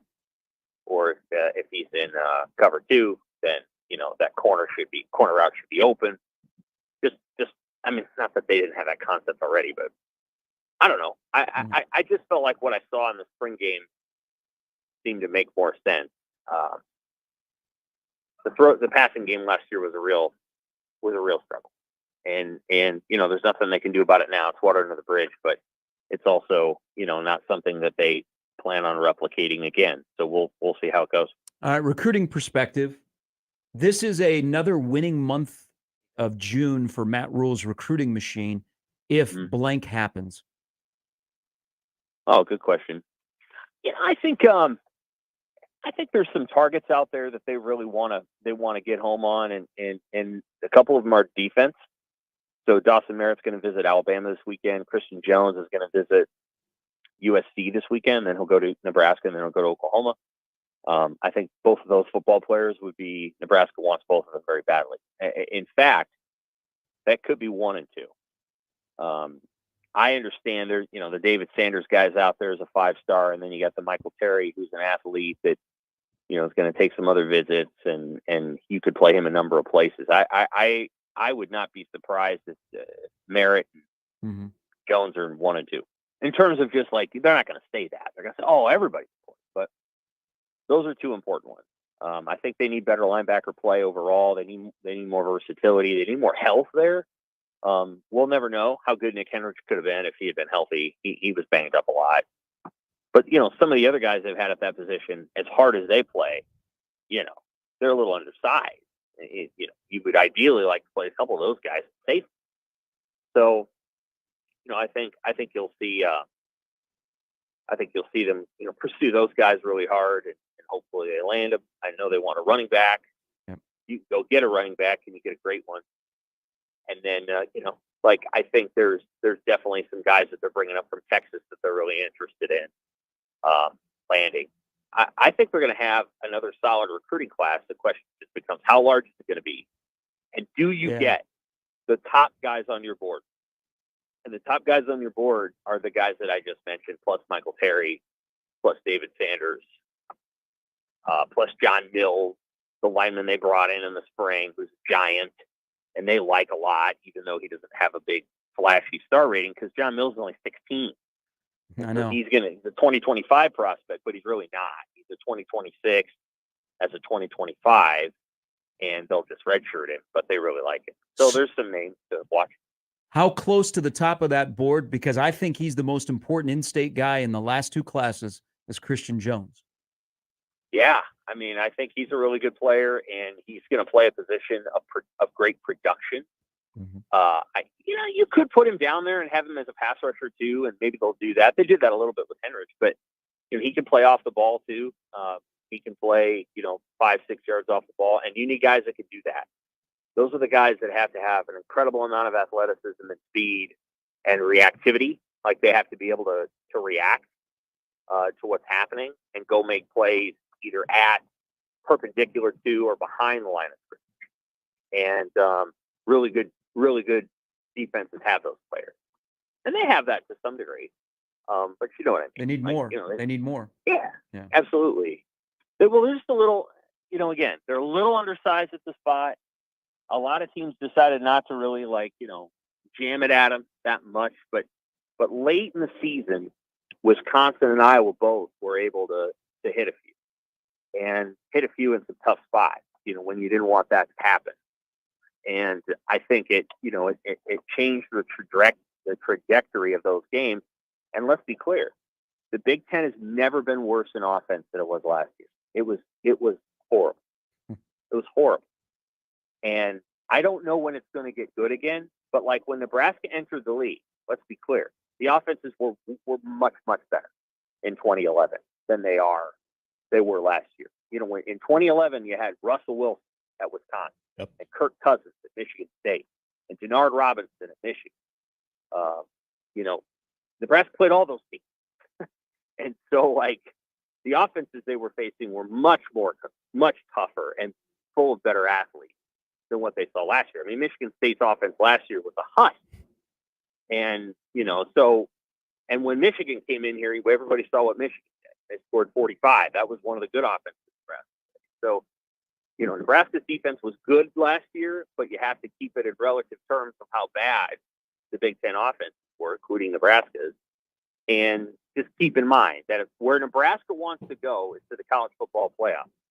They've got to get even better on defense. They know that in order to be where they want to be and be elite, they've got to be able to get better across the board on defense. Sam, with the recruiting philosophy of Matt Rule, very developmental oriented and attention to detail with every part of it, what is your realistic timeline of seeing the fruits of that labor, so to speak? I think if you're talking about just sort of the full manifestation of a plan, then I think you're probably looking at, and I'm not saying that they can't win before this, so we're clear. You're probably looking at 2026 or 2027. And what you hope to gauge by then, and this was true of the Frost era too, by the time that 2021 hit, that was Frost's fourth year. And then 2022 was his real fourth year because of COVID year, whatever. You could tell going into the 2022 season, that's all the other players that the other coach recruited are pretty much gone by then. And so it's all your guys, and you just look at what they had in 2022. When it was his guys, they had a transfer quarterback, they had a transfer. The lead receiver was a transfer. The lead running back was a junior college signee. Their one of their two top pass rushers was a transfer. They had not built it inside out. They hadn't. Their 2019 class basically disappeared. Half of their 2018 class left. Some of whom were significant disciplinary issues. I mean, significant, criminal issues that stuff like that, just misfires in character recruiting. So that's when you learn it. When you really know is 26 or 27. Now their schedule this year would suggest that if that they can win games this year and should. And so much like 2019. They need to win some games this year because the schedule allows for it. So as basically the athletic season is done, track and field still going on. I know, you at the World Herald are going to do your year in review for Nebraska athletics like you do for Creighton and Omaha. But you might also rank moments. Give me off the top of your head, and I hate to put you on the spot here, but you've probably already been thinking about this. The top 3 moments this year in Nebraska athletics. Volleyball day in Nebraska. Super Bowl Sunday when the Nebraska women's team beat Caitlin Clark. Okay. And Nebraska basketball. The crowd at the Purdue game wasn't that crazy because it was a cold night. Part of me says the Wisconsin game was more ruckus. But I don't know, last time K-State played there, something like that. Okay. So a close fourth is the Big Ten tournament win, but I'd go men's basketball above baseball. Okay, can I throw one in here? I've thought about this. This one's been churning, and you might have to expand the list maybe to go to 5 or top 10. What about the day that Dylan Raiola flipped to Nebraska? That was memorable for sure. It's a big day. I mean, it's a program changing trajectory kind of day, and I think he did it officially on a Wednesday. There were rumblings before that. We all kind of knew it was coming. And, it was a pretty special moment for the program. And again, I mean, most 5-star quarterbacks are 5-star quarterbacks for a reason. Even if they don't, even if they got to go play somewhere else at some point, which some of them end up doing, they're usually pretty good players. And so I think Nebraska should feel great about what they were able to do that day. That's somewhere in there, right? Yeah. That's gotta be. That's got to be top 10. Certainly top 10 for sure. I mean, Nebraska athletics had a good year. They did. Had a real good year. But nothing tops volleyball day. That was, that's a once in a lifetime deal. Yeah, and you could also, I mean, sticking with volleyball, of course, making the run to the national championship match. There's a lot of people that will never forget that Saturday night after the Northwestern football the victory game. over A lot of people Wisconsin. have forgotten that Northwestern football game, but beating Wisconsin that night at Devaney. Yep. That's huge. That was way up there too. Way up there because they hadn't beaten Wisconsin in a while, and the crowd was off the chain. So like, yeah, in terms of just like pure like, oh wow, that was number 1 versus number 2, match of the century. That's a bigger deal than the win over Caitlin Clark. But Caitlin Clark is going to be like a 100-year athlete. Like people still haven't quite got their arms around. Right. That was a big deal. Yeah. So like we'll be talking about her, when we're old. Yep. And so had to do it on that day, and the way they did it was memorable. And so that's why that would be my number 2. Yeah. Great stuff, Sam. As always, we appreciate the conversation. Have a good week. All right, take care. Thanks, Sam. That's a great question. So, because and he's got to be in the discussion because there is no other player that has elevated expectations. I mean, or I should say, very rarely is it one single player that elevates the stock or the optics of a program like he has. That's what the month of May has been post-spring game around the country. So the day that he officially flipped has to be, I even think, in your top 10. I mean, I would go, the Purdue win was a big deal. I mean, they hammered the number 1 team in the country. Yep. But with that said, Sam's right. I agree with him. It was a really good year for Nebraska athletics. Let's be honest. Red, blue, and black Nebraska athletics, men and women, this was a really, really good year in state. There are a ton of good memories from Creighton to Omaha to Nebraska. Yeah. 23, 24 is going to be, maybe it's the point where now, you take the next jump. But this was a really good across the board for the Division I schools in the state. A really good athletic year, men and women. From a pure reaction standpoint and what had people talking, I would say number 1 was Volleyball Day in Nebraska as well, because you got the national headlines. I don't think with you can. Yeah, I'm with you. You can't dislodge that. It's one. on its own. I would actually say that's scary. I think the Raiola commitment's number 2. Ooh, okay. I really do, because once we started to get it was such a wave of information when you started to hear that there's a decommitment or a flip coming, and it's involving Dylan Raiola, and everybody was able to connect the dots there, and you started going from hearing about it to some of the most insiders in the industry predicting it to when it became official, because there was that lag time. It was that Sunday, and it was a Wednesday, so you had the build up to when it was official. The amount of conversation, excitement, I can't believe this is really happening, on top of the fact that the quarterback position, because you brought this up, and I think this was a very good point. Thank Jeff Sims for having the season he had, because if it worked out, there's no way Dylan Raiola is coming here. So then you look at what we just spent an entire segment on, the ineptitude at that position, on top of what Dylan Raiola projects to be. Yeah, there's the family connection. That's really, really cool too. But a 5-star that is flipping from Georgia, coming to Nebraska after we kind of went through that dance before, the emotions that went into that on top of a position of need. Nebraska beating Wisconsin in basketball, it got a day's worth of coverage. Nebraska beating Purdue, it got a day's worth of coverage. But then you were on to the next game against Iowa that Friday, and you lose that game. This thing, it permeated for a while.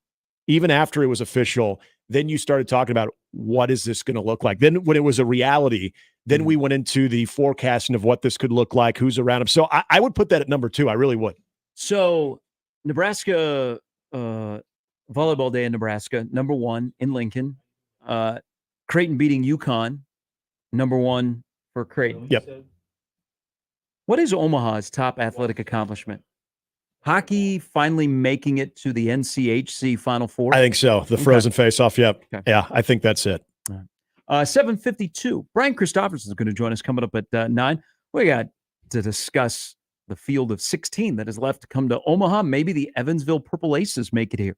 Maybe the Yukon Huskies make it here, and we get a chance meeting in person of No Escalators, the great Twitter account for Yukon, after the regionals have come to an end. Take a break, come back with more. It's Mornings with Sharp and Handley. Peter in for Jimmy on 1620 The Zone. More with Gary and Nick after this on 1620 The Zone. The best way to catch all the action is on 1620 The Zone. And no line for the bathroom. When it comes to protecting your home, Jay Stennett Contracting takes pride in ensuring every detail is handled. Roofing, siding, gutters. When it comes to the exterior of your home, Jay Stennett Contracting has you covered. Water, wind, and hail can wreak havoc on the exterior of your home. If your home is damaged, let Jay Stennett Contracting come out for a no-obligation inspection. If repairs are needed, they will help you through every step of the process. When you need an honest assessment, Jay Stennett Contracting has you covered. JSCRestoration.com. News Talk 1290 Coil is your radio home for Omaha Storm Chasers baseball, proud AAA affiliate of the Kansas City Royals. Tune in to hear every pitch, every hit, and every out as the Chasers play at Warner Park and across the International League in 2024. With the voice of the Omaha Storm Chasers, Nick Batters, on News Talk 1290 Coil. Tune in to 1290 Coil all season long for your Omaha Storm Chasers baseball as they take on the International League. It's Storm Chasers baseball on 1290 Coil. In school sports, it's easy to see the wins, the moments that make headlines. But there's so much work that goes unseen for any of it to happen. My name is Phil Risen, and I'm the Executive Director of the National Interscholastic Athletic Administrators Association. Throughout the country, athletic administrators dedicate countless hours to making life-changing opportunities possible for student athletes through sports. Their sacrifice is fueled by the belief that every student can grow and deserves their time to shine. On behalf of the NIAAA, we want to thank every athletic administrator for your tireless dedication to providing 7.8 million students across the country a path to a better future. This message presented by the NIAAA, the National Interscholastic Athletic Administrators Association. This message is from the U.S. Department of Veterans Affairs. If you were exposed to toxic substances in the military, a new law called the PACT Act may make you eligible for extra benefits and care. The PACT Act benefits veterans of the Vietnam, Gulf War, and post 9/11 eras. Learn more at va.gov/PACT or call 1-800-MyVA411.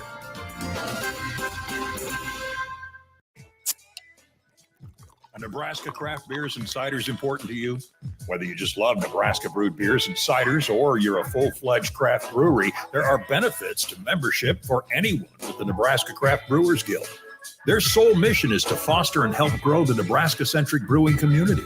Become a member today at nebraska.beer and help advance the craft beer and cider industry in the state of Nebraska. Find out more about the Nebraska Craft Brewers Guild at nebraska.beer. You go into your shower feeling, but as soon as you reach for the Irish Spring, your day immediately gets better. That crisp, fresh, unmistakable Irish Spring scent zings your brain and awakens your senses. So when you finally emerge from the shower, 37 minutes later, because you pay the water bill so you can stay in there as long as you want, you're ready to take on the day and smell great doing it. Irish Spring Body Wash and Bar Soap. Fresh, green, Irish. Shop now at Walmart. Success in today's electrical market requires your company to be able to adjust to an ever-changing field. A partnership with IBEW Local 22 gives you that flexibility with access to journeymen, apprentices, proven training programs, marketing assistants, entry into markets not available before, ability to expand and contract with changing market conditions, and a benefits package for you and your employees. Contact Bob at IBEW Local 22 for additional details at 402-980-7596.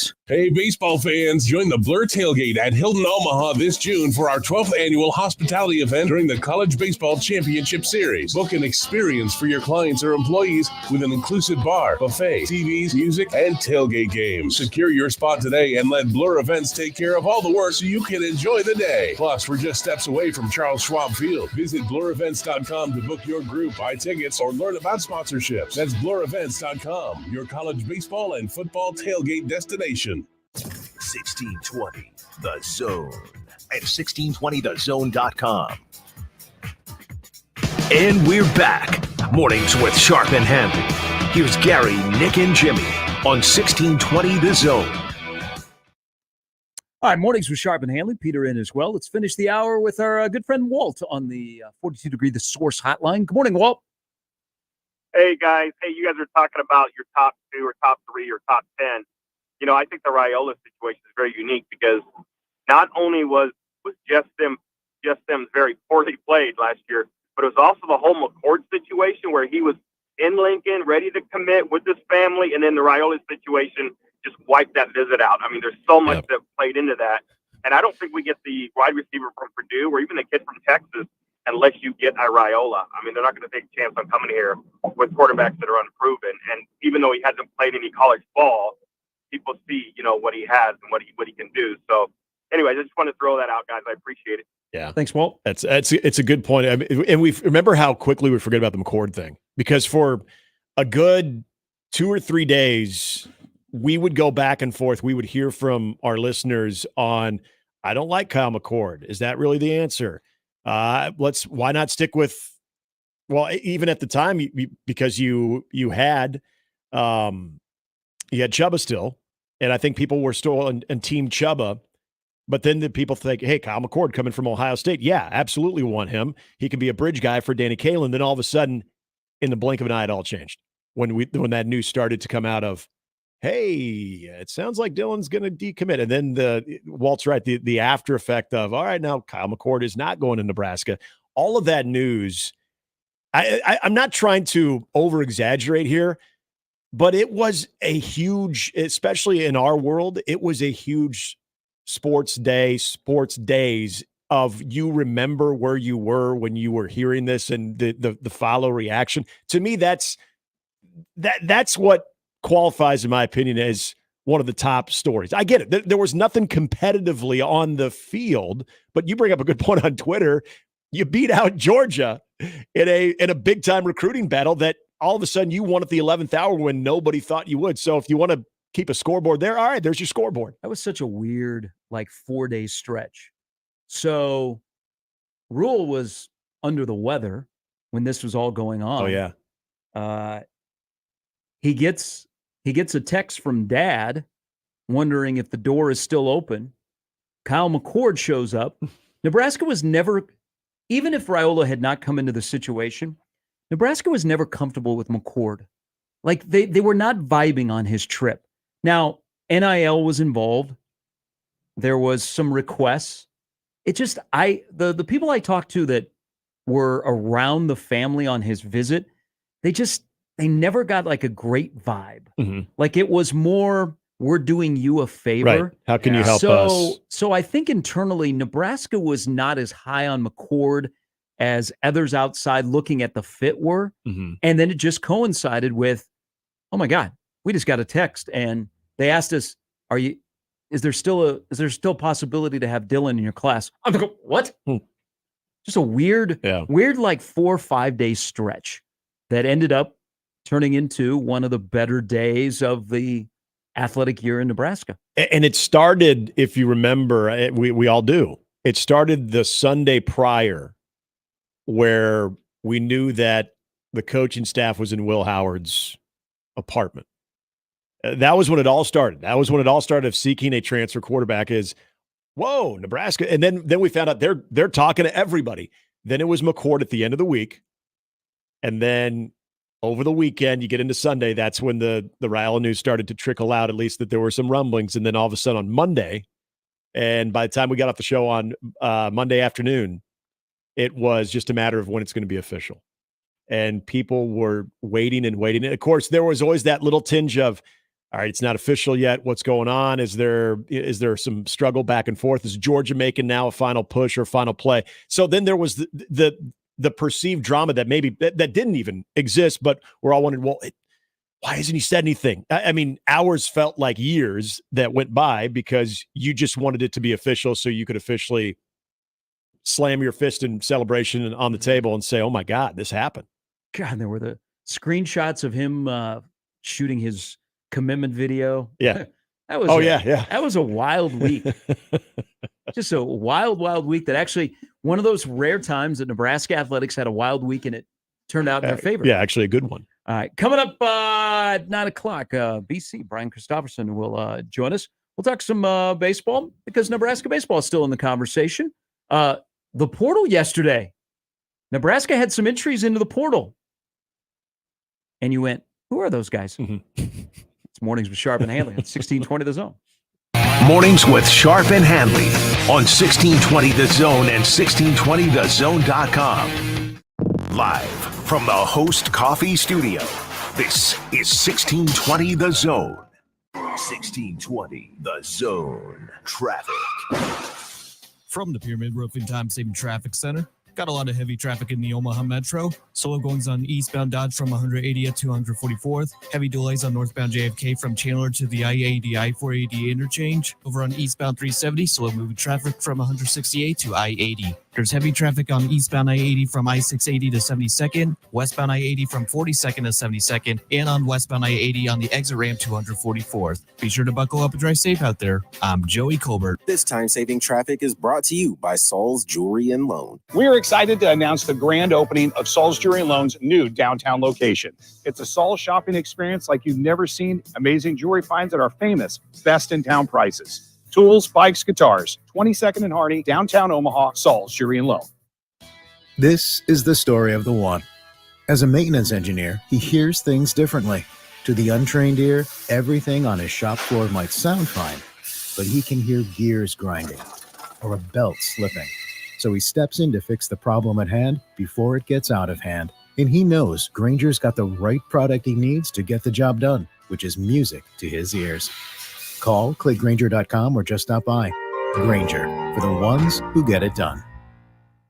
Got the happy hour blues? Get to Cops for happy hour relief with 2 happy hours from 3 to 6 p.m. and 8:30 p.m. till close Sunday through Friday. Cops serves 24-ounce domestic drafts for just $3 and 24-ounce craft drafts for only $4, plus $2 off appetizers. The restaurant that offers great pizza, burgers, and tasty charred wings now offers 2 great happy hours. Visit Cops today at 180th and Center, the Shadow Lake Town Center, and 72nd and Jones, or click copspizza.com. Cops, pizza, and so much more. What is dedication? The thing that drives me every day as a dad is Dariano. We call him Day for short. Every day he's hungry for something, whether it's attention, affection, knowledge. And there's this huge responsibility in making sure that when he's no longer under my wing, that he's a good person. I think the advice I would give is you don't need to know all the answers. The craziest thing was believing that your dad knew everything. So as a dad, you felt like you had to know everything. You had to get everything right. It's okay to make mistakes. As long as it's coming from love, then, it kind of starts to work itself out. I want him to be able to sit back one day and go, we worked together, we did a good job. That's dedication. Find out more at fatherhood.gov. Brought to you by the U.S. Department of Health and Human Services and the Ad Council. The back seat. Check the back seat. All right, come here. Check the back seat. Gets in your head, right?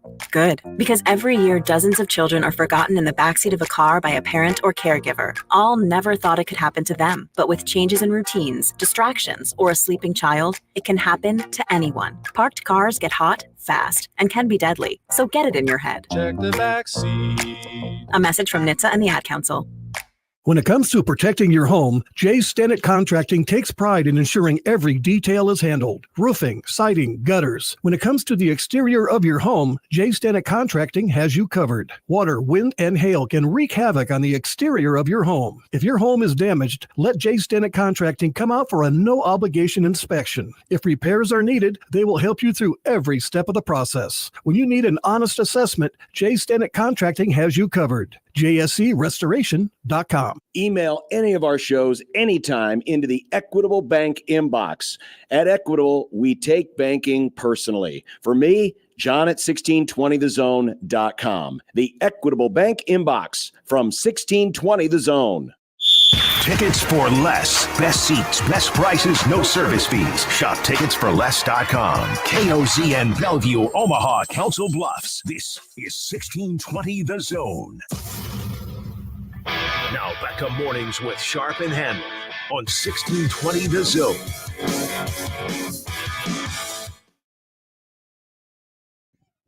So after the really, really sad news yesterday that Larry Allen, who was just an absolute athletic freak at offensive line, one of the greatest offensive linemen of all time, he was on a family vacation, passed away yesterday at the age of 52. Arguably one of the top 10 Dallas Cowboys of all time. An abundance of talent in the 90s.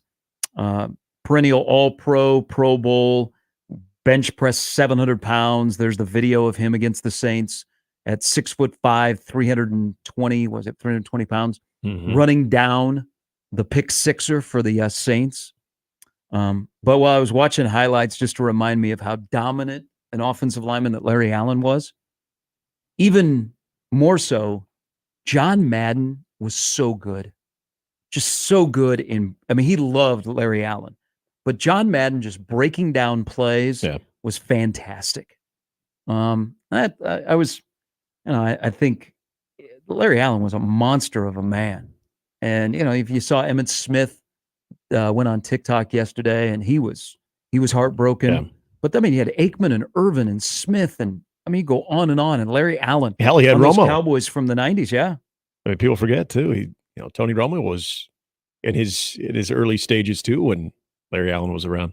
It's funny you bring up John Madden because I've always thought this about John Madden, that there's a conversation to be had towards not even the end of his broadcasting career, but it was more of like the Caliendos of the world and the imitations where he became sort of a satirical figure when it came to the different breakdowns that he was talking about this, that, and it didn't make a lot of sense. But you're right. In his heyday, like there was nothing better than watching.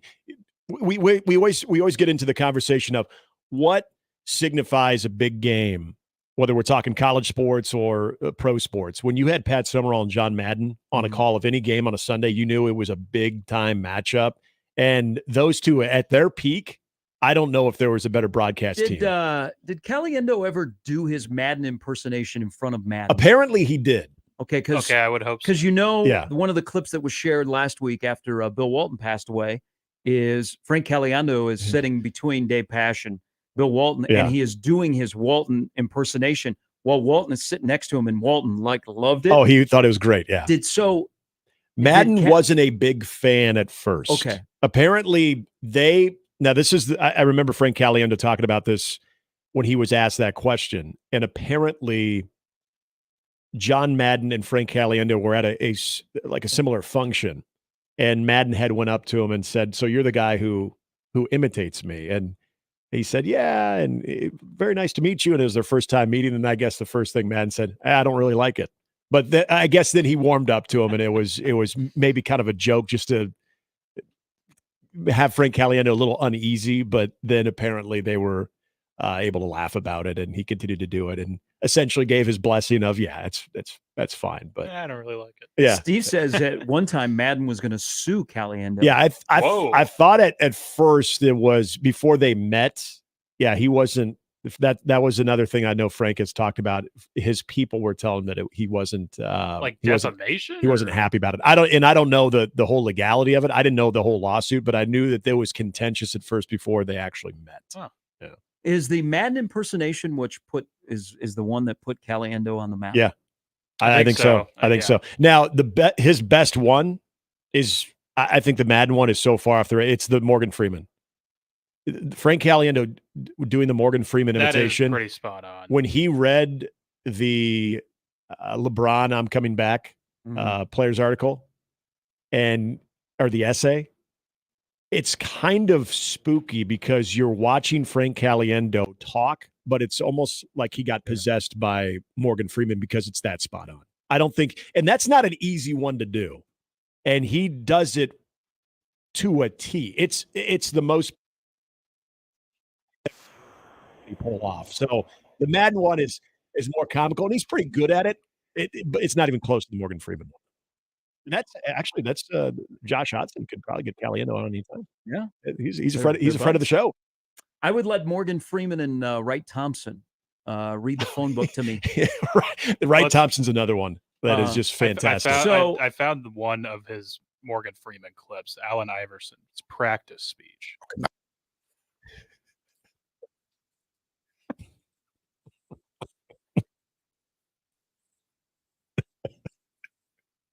He did. So good. So he does a good Stephen A. Smith. Yeah. He should do a Stephen A. Smith meltdown yesterday. Wow. He also does a Jim Rome. Yes, that was when they would do the picks on Fox. That's where it all started. Is Jim Rome still on 1180? Mm-hmm. Okay, because his show is on Twitter now. Yeah. So, a show that was relevant, 10 years ago? Well, I guess, let me say this. At least it was in the winter because I know I had to record something in 1180 studios and I could hear Rome in the background talking. Yeah, I mean, 1180 is one of the original stations for the Jim Rome show. Yep. But that's one of the first Caliendo impersonations I heard was Jim Rome, and he did the pregnant pause. Yep, and then he did an interview with Al Davis, fake Al Davis. Oh, that one was great. Here's a little Jim Rome.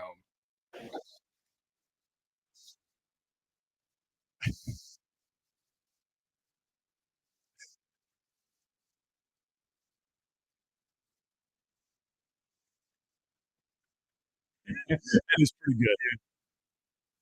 Yeah, that's the first one I remember him doing on top of the John Madden was the Jim Rome. But Madden doing Madden, talking about Larry Allen and breaking down plays, perfect. Yeah, perfect.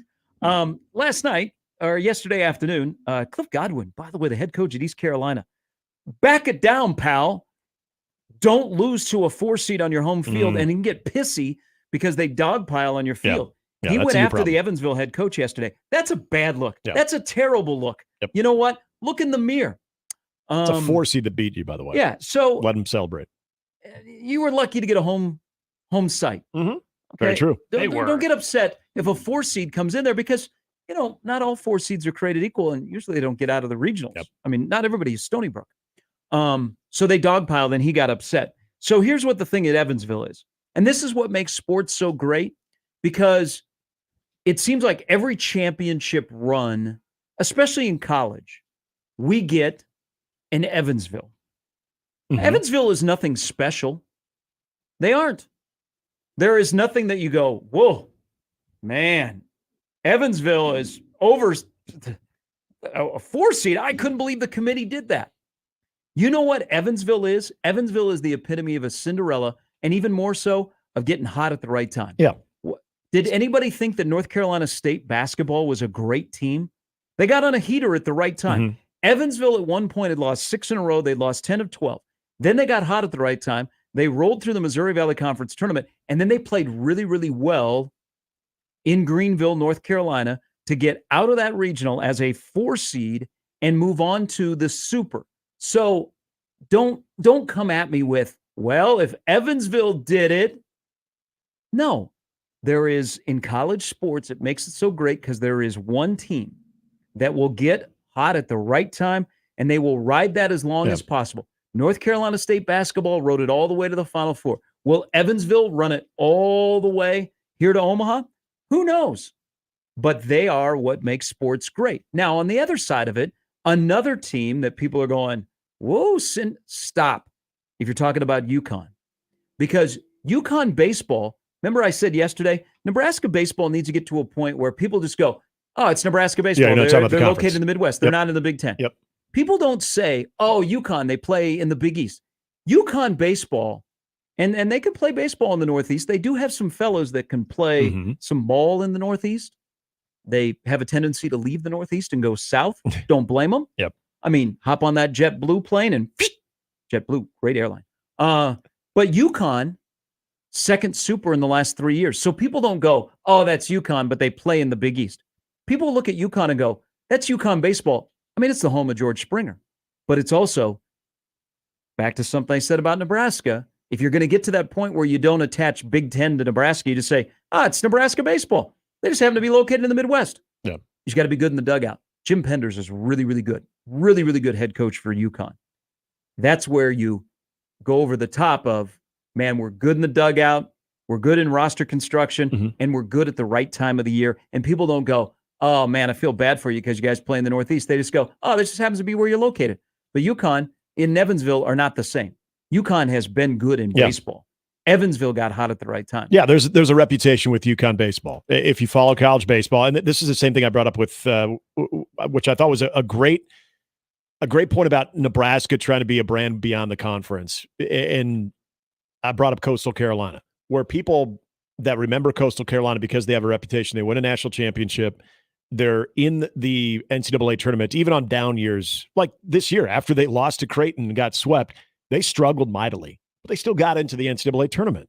And maybe some of that is because Gary Gilmore's going out. There's a little bit of the sympathy sway, but it's also, I think, program reputation that you have a program that understands what it takes to just consistently win. And even on your worst years, you're finding yourself in the NCAA tournament.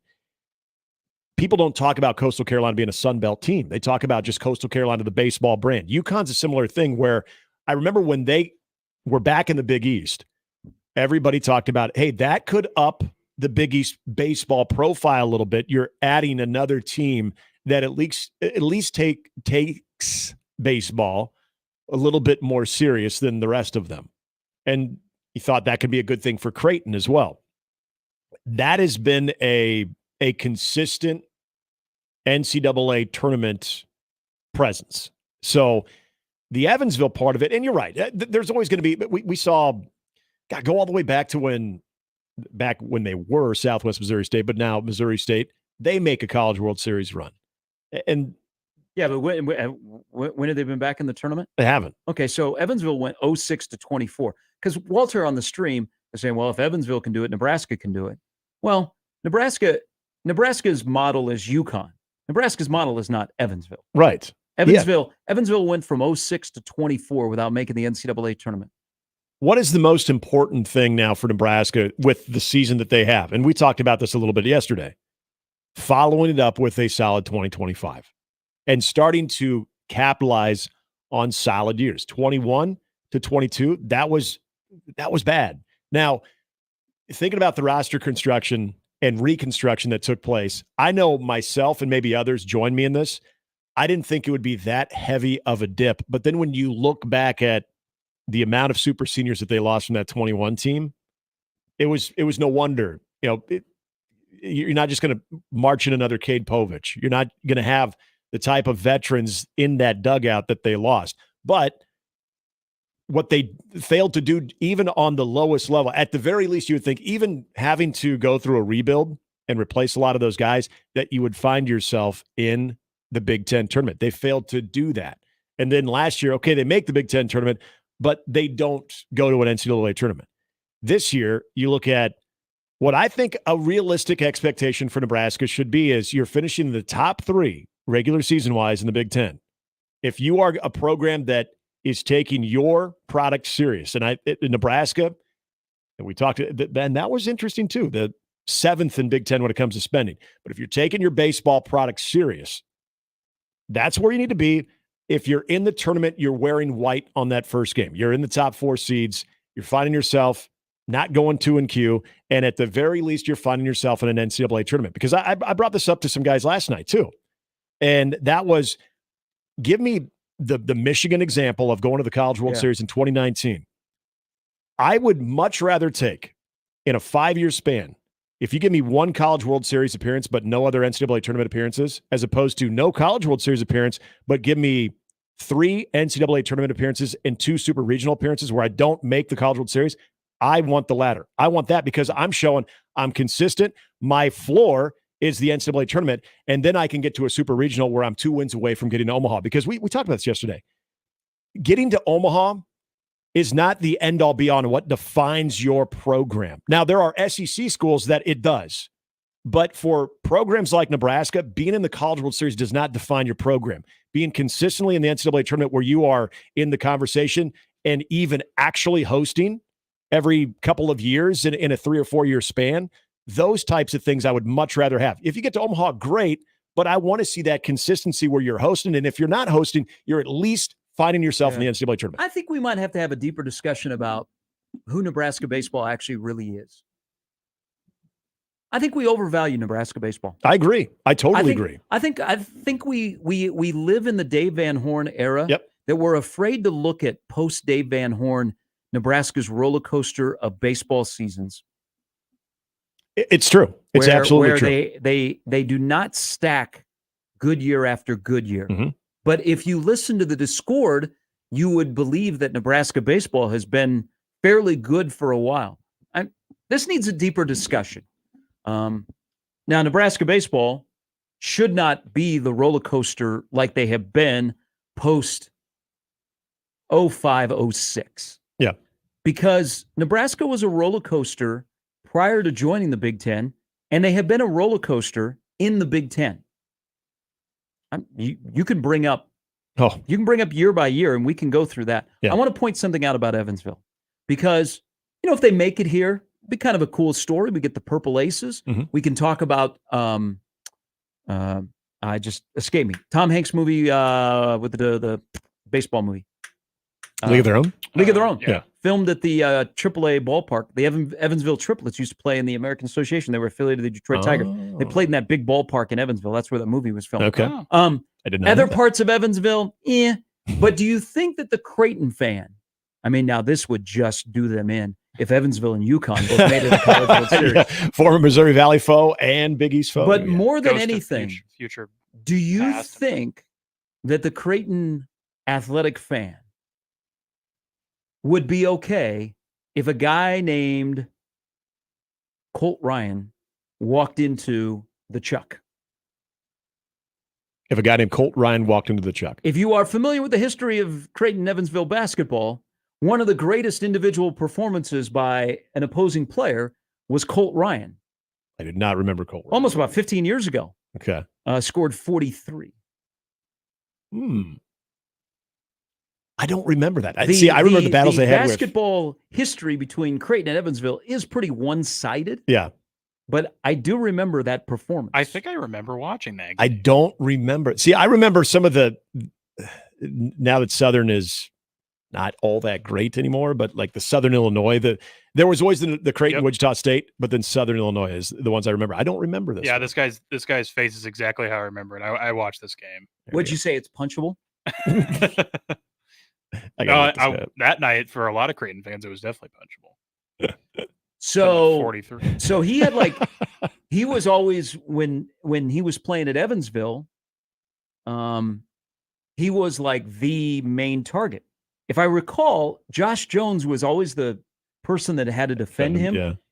And I think essentially the game that Josh Jones retired because of his heart condition, Evansville was their next opponent. And that was the Colt Ryan game that he went off for 43. Okay. So Josh Jones was the Colt Ryan stopper. Hey, what do you think Colt Ryan is doing these days? Do you think he still lives in Evansville and he still hoops it up at the Y? He is. Because I wanted to see what he looks like, and very familiar guy. I think I do now. Just recall. I didn't remember that game, but I recall the person. Financial. Yes, he's with a financial firm. He's 33 years old as a financial firm. I'm sure he's thriving. They probably have a good. They probably have a good intramural team. Yep, they Colt probably have a Ryan, good office CFP. team. Yep, I bet they have a company team that probably dominates. They feed him the rock a lot. Yep, he's only 33 years old. Still got some.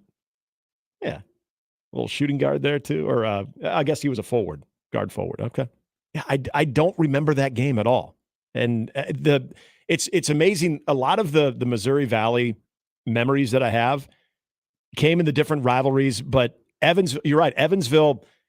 They just never really, from the basketball standpoint, because it's funny we're talking about baseball, because I do remember them having some competitive baseball teams where they would put a scare into the Wichita State's, Creighton's, and even when Missouri State started to get going, that they were that second tier, top of the second tier, that they would have a couple of good baseball seasons. So I remember more of the Evansville Creighton baseball games than I really do with the basketball games, because it was so one-sided. Here's the only thing I really remember about Evansville. First of all, people will tell you, why is it in the state of Indiana and they're two Missouri Valley Conference cities? But people are like, I'd never go there. Terre Haute and Evansville.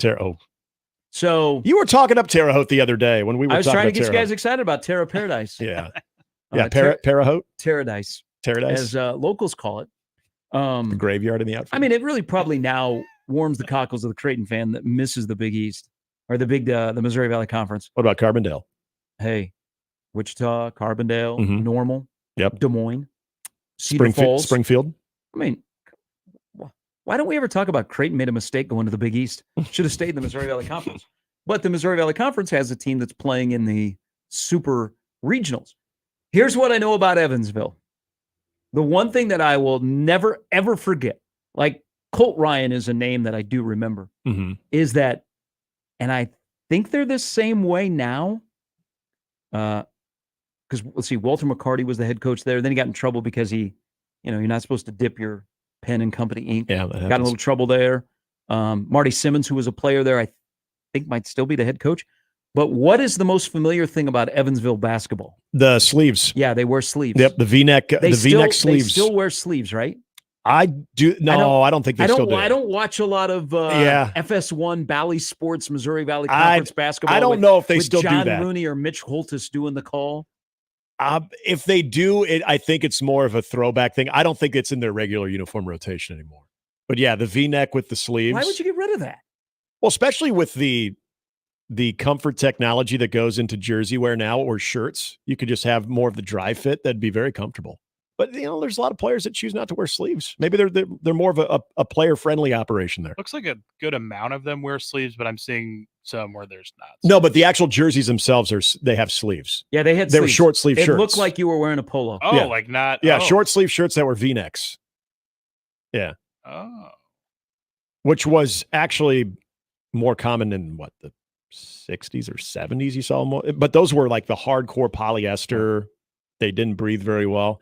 They kept it going longer than anybody else did. I hope they do. They play in the Ford Center. It's nice arena in downtown Evansville. Oh, they had a dump before. I had to do an arena football game there once, and we were literally shocked on that Evansville, Indiana would have an arena football. Oh yeah, that is prime real estate for arena football. They had basically you were on the catwalk. They had press boxes that essentially hung from the catwalk. You stepped in and you crawled down into it. It was one of the scariest things. Like right now, I wouldn't be able to do it because that would be too high up. Thank God I was in my 20s and it didn't really faze me. I can see why now a lot of Creighton fans, hate that they're in the Big East because they miss these venues. This is really just these cities. The baseball uniform. And the driving. Yeah, it is. It's essentially like what Stanford wears. You it's could like, drive. It's like Stanford's baseball uniform is what the jerseys were like. Yeah. Yeah, I don't think they wear them anymore, though. They should. I think they look cool.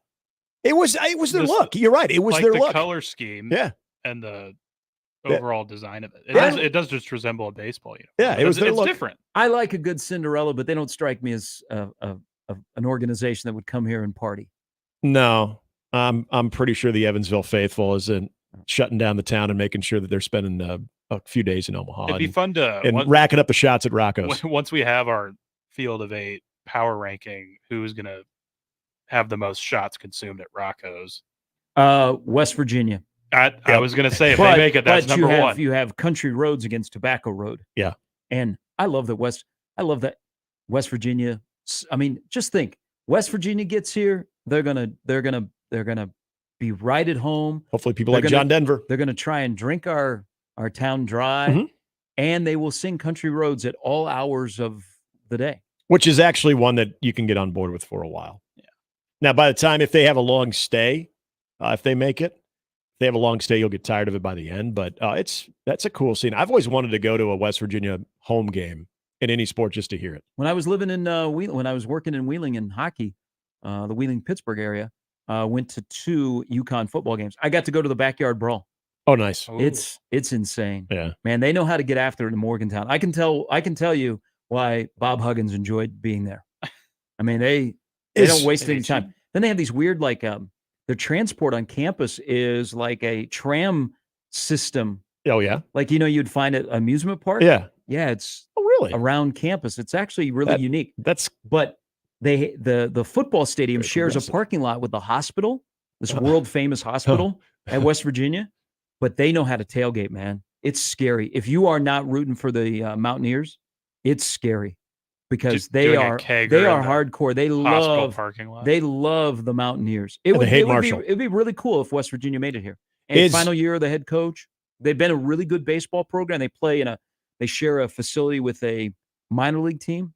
Yeah, it'd be pretty cool if they got here. I might be stereotyping, but is it just beer that's consumed, or do we start getting into some of the moonshine? No, man. It's all, I mean, it's stuff you could start your car with. Okay, that's what I figured. We're talking rubbing alcohol. I mean, we're talking a lot of Everclear ingredients.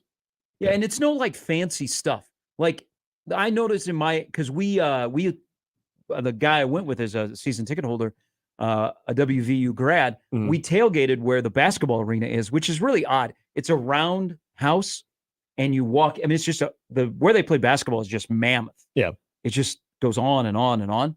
But we tailgated in that parking lot. People don't mess around. They don't have like these fancy tailgates. They're like, I'm here to drink hardcore liquor and eat some food, and I don't want any of the fancy stuff. Yeah. We don't want this big setup with TVs. Okay, we're there to drink, we're there to eat, and then we're going into the stadium. Yeah. And then once you get into the stadium, if you're not singing Country Roads or involved in some of their chants, like they don't like Pitt, then you are ostracized. But it's one of the better sporting events I've ever been in my lifetime, going to a Thursday night backyard brawl on ESPN. And it was the great year that West Virginia could have played for the national championship. But what happened? They got upset. When Pat was kicker? Yeah, they got upset. Would that have been the year they had Divine? No, they had okay. They had Pat White, Steve. Okay, Slayoff. yep. All right. Oh, yeah, that is back in the day. day. Owen Schmidt at They ended fullback. up being in the Orange Bowl that year. Mm-hmm. Yeah. They know how to get after it. So that would be near the top of fan bases here. Did you ever go to a basketball game there? Yes. Okay. That anytime I've seen, especially when they host Big Monday. Yeah, I've always wanted to check Morgantown is not the easiest place to get to. So I've heard. Yeah.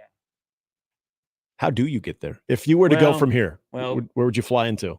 Pittsburgh. Okay. Yeah. All right. 8:35. We'll talk more about the super regionals that have 5 from the SEC, 5 from the ACC, 2 from the Big 12, 2 from the Pac-12, and then 1 from the Big East and 1 from the Mo Valley. Mm-hmm. Why did Creighton ever leave the Mo Valley? I mean, why don't people discuss that more? There should be more outrage that you miss out on going to Evansville, Indiana State. Now, look, you could go to Nashville. Belmont's in it. Murray State. I mean, can everybody name who is actually in the Missouri Valley Conference right now? Doesn't Creighton going to Murray State sound like a great conference game? You've been there. I heard that's not the greatest thing to do. They love the P word there. Dude. I went to a Walmart in Murray, Kentucky. And the clerk sent it to you? Just a term of endearment? She said, mine's old. All right. Morning, Sharp and Handley on 1620 The Zone. On a different note, how's your libido right now? Because it may be down in the dumper. Your attention to detail, your focus may all be just out of whack. And you're wondering, man, what is going on with me? Well, Mid, let me talk to you. You heard me talking a long time about Mentality and what they can do for you. They've been helping thousands of men throughout the Omaha area with their FDA-approved testosterone treatment. Because men, as we get older, we lose a little focus. We get a little belly fat. Things aren't as good at home. You've lost interest in the spouse. You're like, oh my gosh, my kids. Well, don't do that to yourself. You may have symptoms of low testosterone. and let Mentality help you out. They got board-certified physicians who work with most insurance companies to diagnose the symptoms of low T and then attack it. Low energy, motivation, weight gain, muscle loss, all are symptoms of low T. Here's where you can make the first step to getting back on the right track, to being the person that you need to be for your family, friends, and most importantly, yourself. Schedule a physical by going to lowtusa.com. Also, you can have a lot of your questions answered there. You'll get a physical consultation. You'll see the blood panel results. If you have low T, they will put a plan together to attack it, to get you back to having the confidence to be the man that you should be. So if these are things that are hindering you right now, take a second look and let Mentality help you out. Go to the website today, lowtusa.com. It's Mentality. Gary Sharp, Nick Handley, and Jimmy Chavez. Mornings with Sharp and Handley. Weekdays 6 to 10 on 1620 The Zone and 1620thezone.com. The Connor Happer Show. Grant Bricks' smile. Yeah, what do you think's going on? It's very big.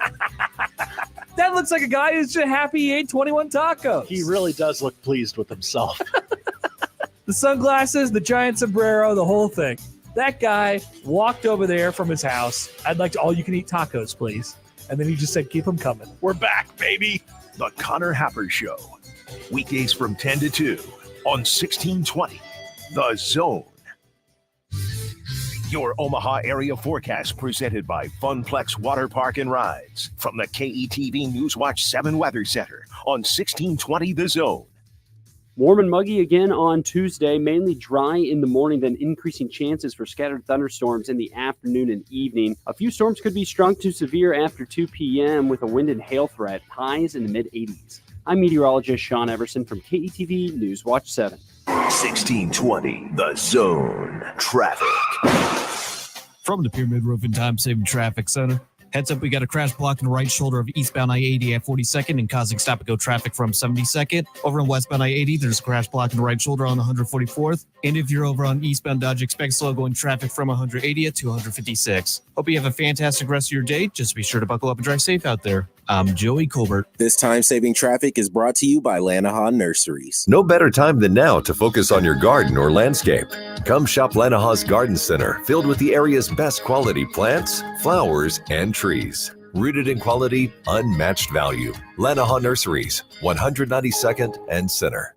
There's a great selection of more than 125 pre-owned vehicles and certified pre-owned Acuras to choose from right now at Acura of Omaha. See all the bargains online at AcuraofOmaha.com or stop by the dealership at 4211 South 144th Street.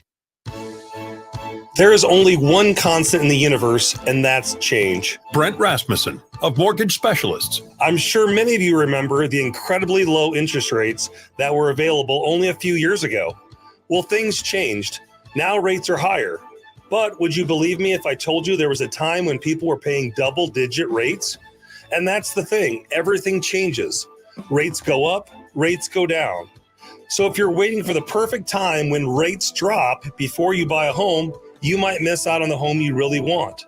So when you think about it, what's a thing today might not be a thing tomorrow. See? Change is good. I'm Brent Rasmussen. Call me at Mortgage Specialists, and we can show you all the details. Mortgage Specialists. Driven, trusted, reliable. Click mtg-specialists.com.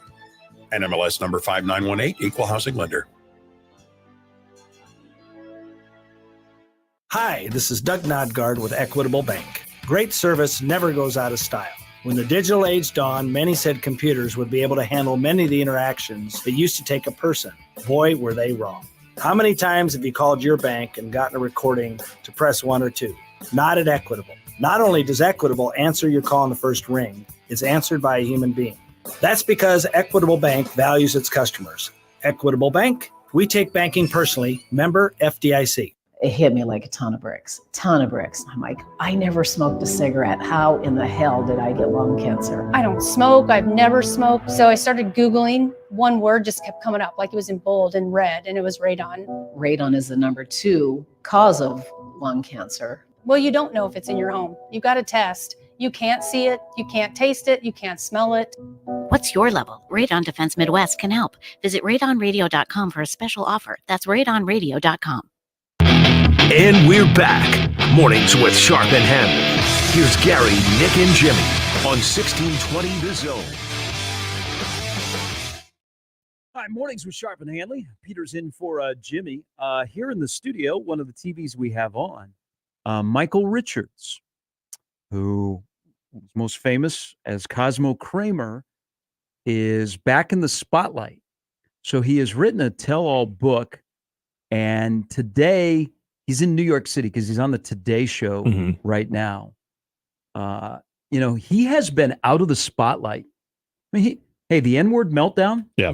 That was not good. Yep. He has been out of the spotlight for, I don't know, 17, 18 years. Yeah, I was going to say it's been decades. Because was that 2005, 2006 when he was doing stand-up? Mm-hmm. So he has written a tell-all book, probably how, he has been shunned. He blew it.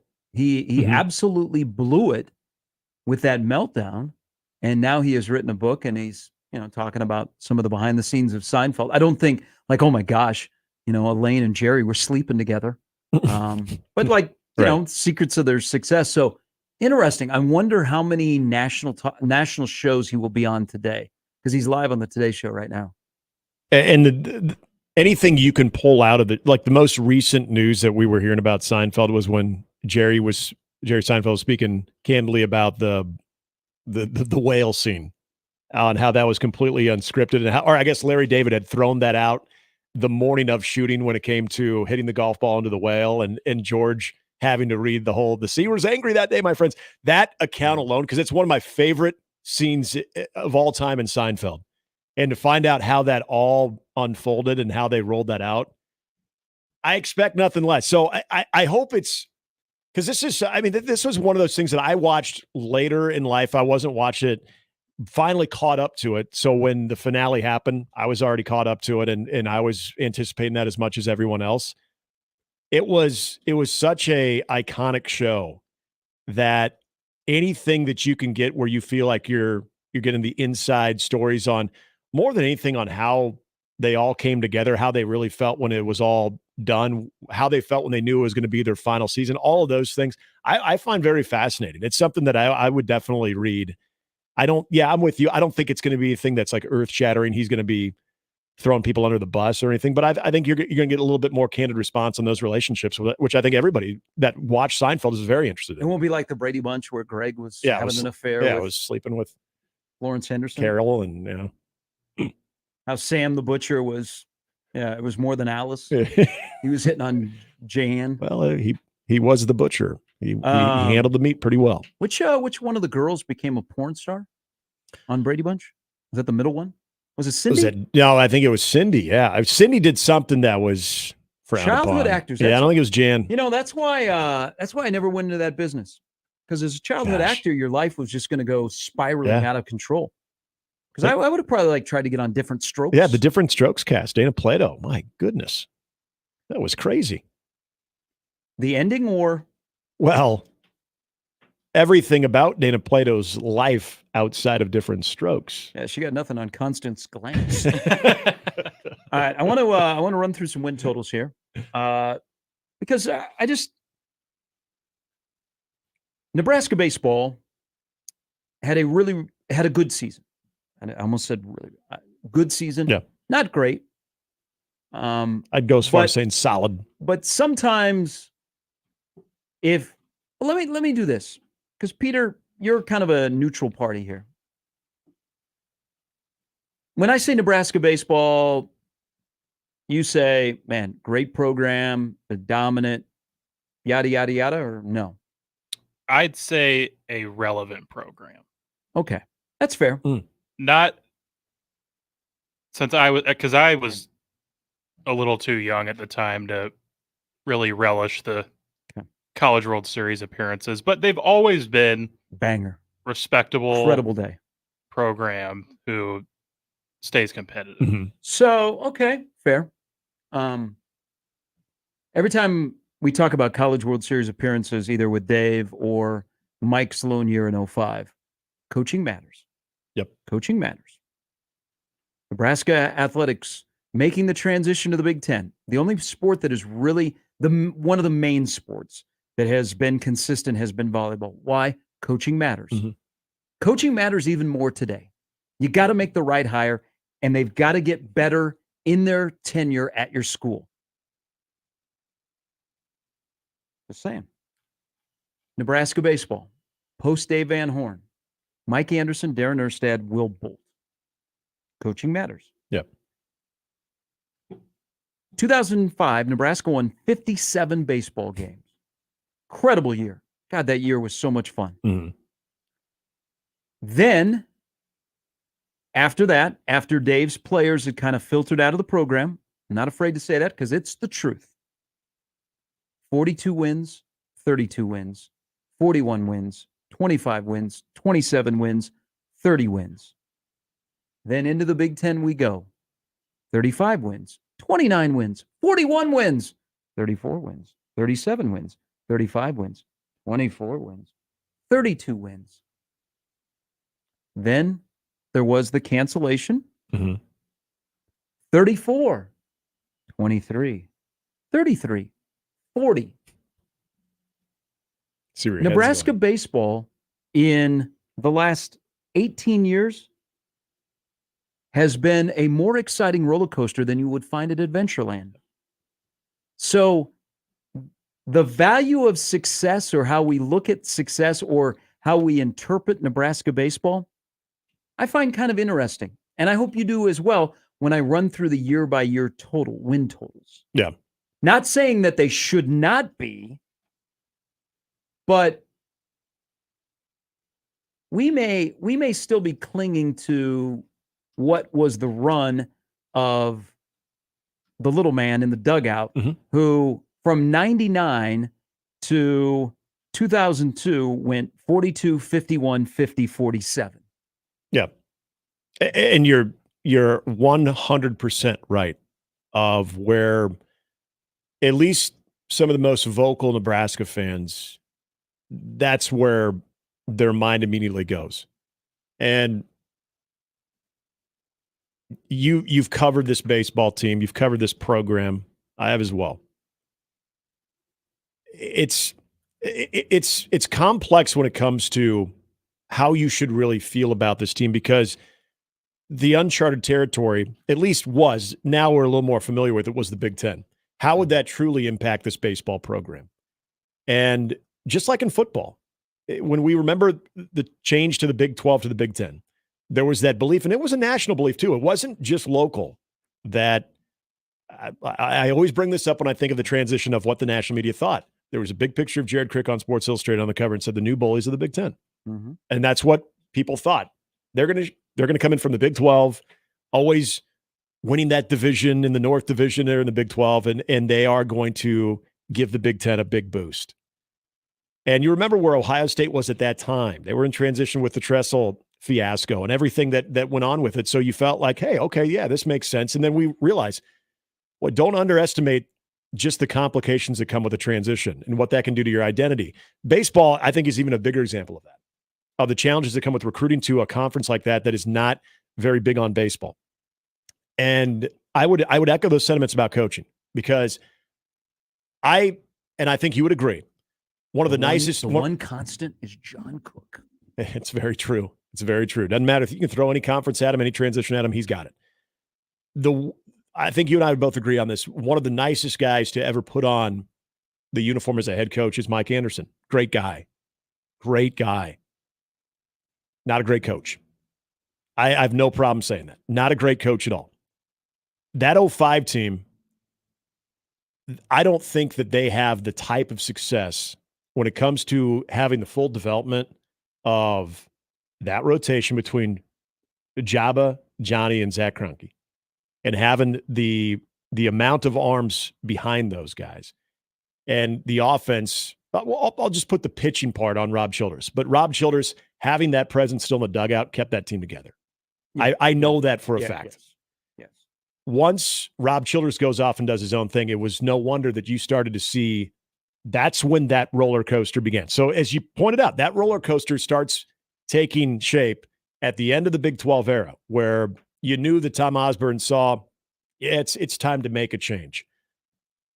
People can debate whether Darren Erstad really wanted that job or if he was, in a way like Tom Osborne was as an athletic director, was he called to duty? Because he was already on the coaching staff as a volunteer assistant, remember. He wasn't a full-time, he wasn't the chief assistant.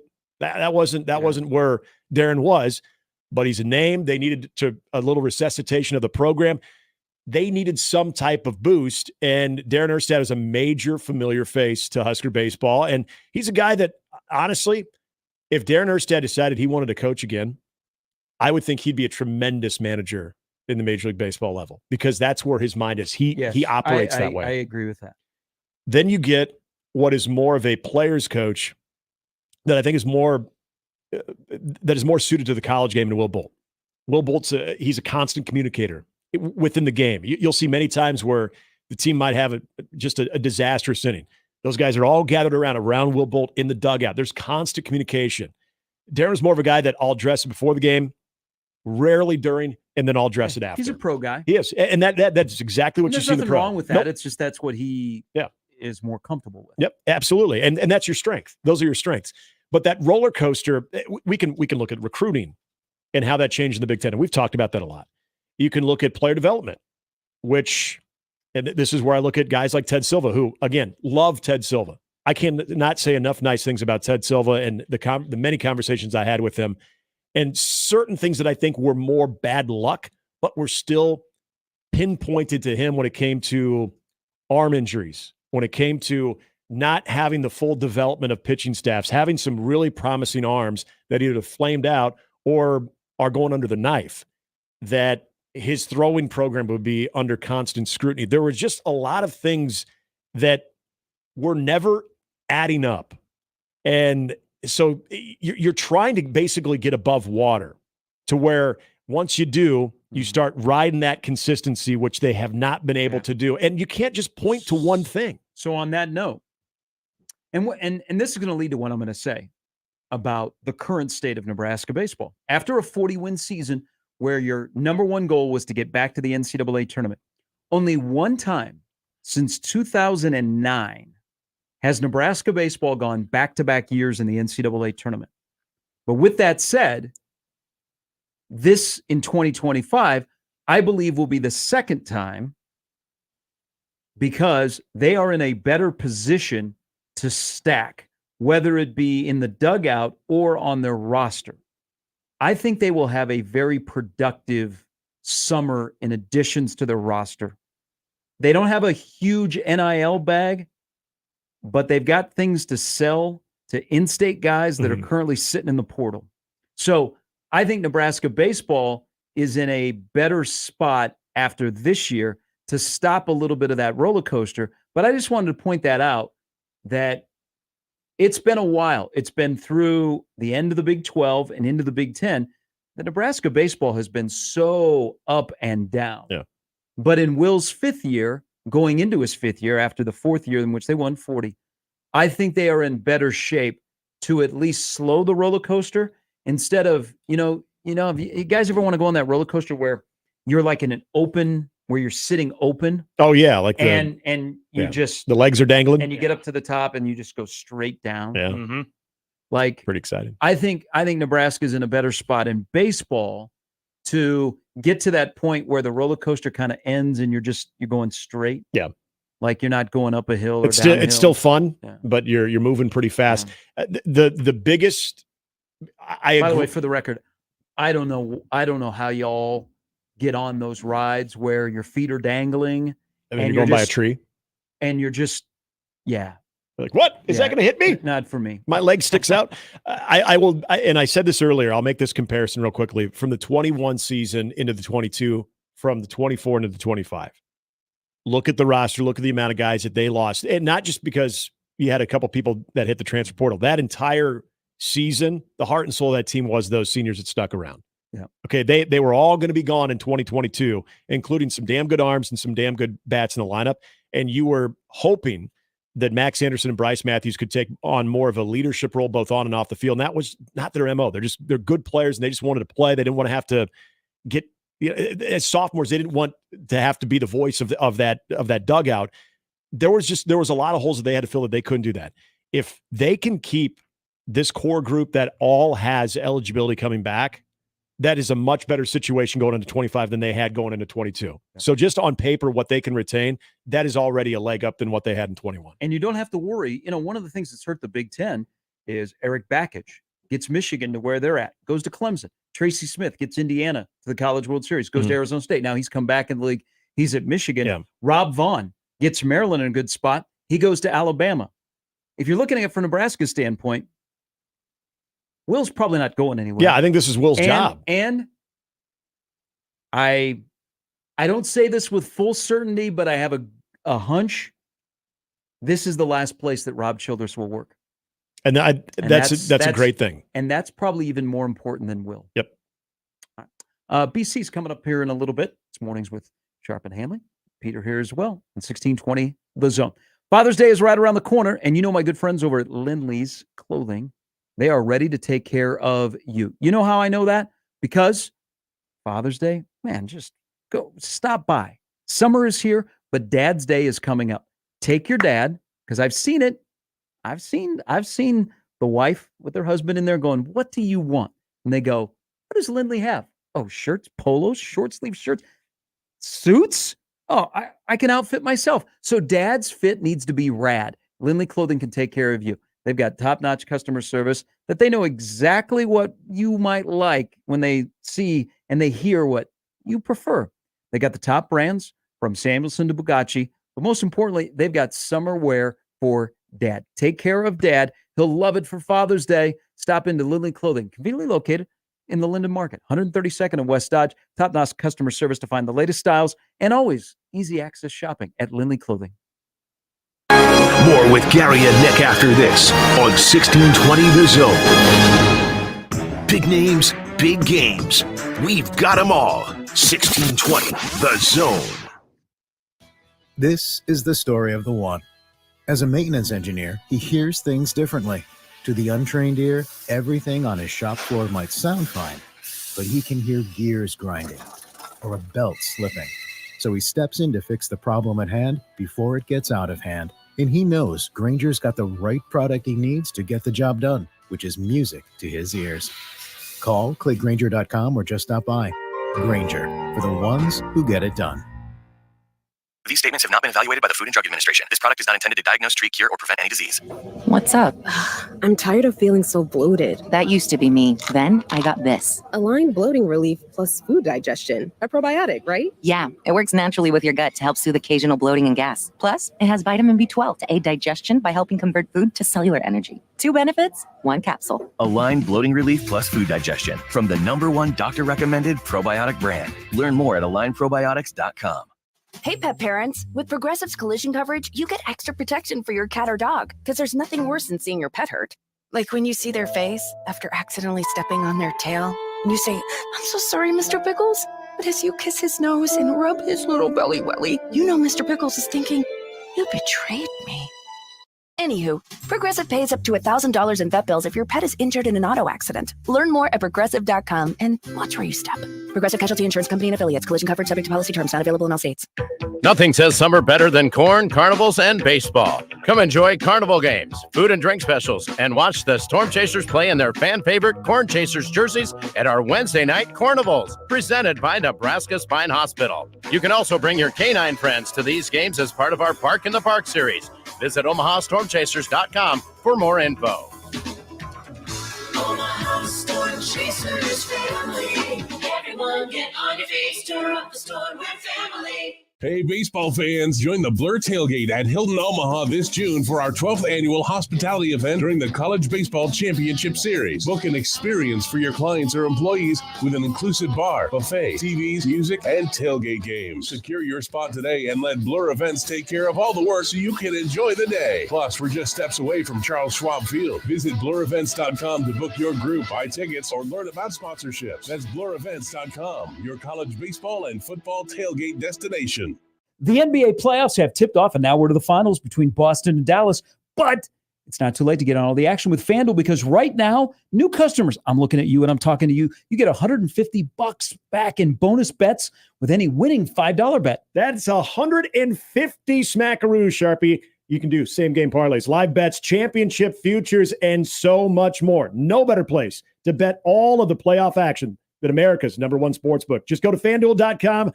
Use the promo code ZONE. That's FanDuel.com/zone to get started. FanDuel, official sports betting partner of the NBA. 21 plus and present in Iowa. First online real money wager only. $10 first deposit required. Bonus issued is non-withdrawable bonus bets, which expires 7 days after receipt. Gambling problem? Call 1-800-BETS-OFF. Now back to Mornings with Sharp and Handley on 1620 The Zone.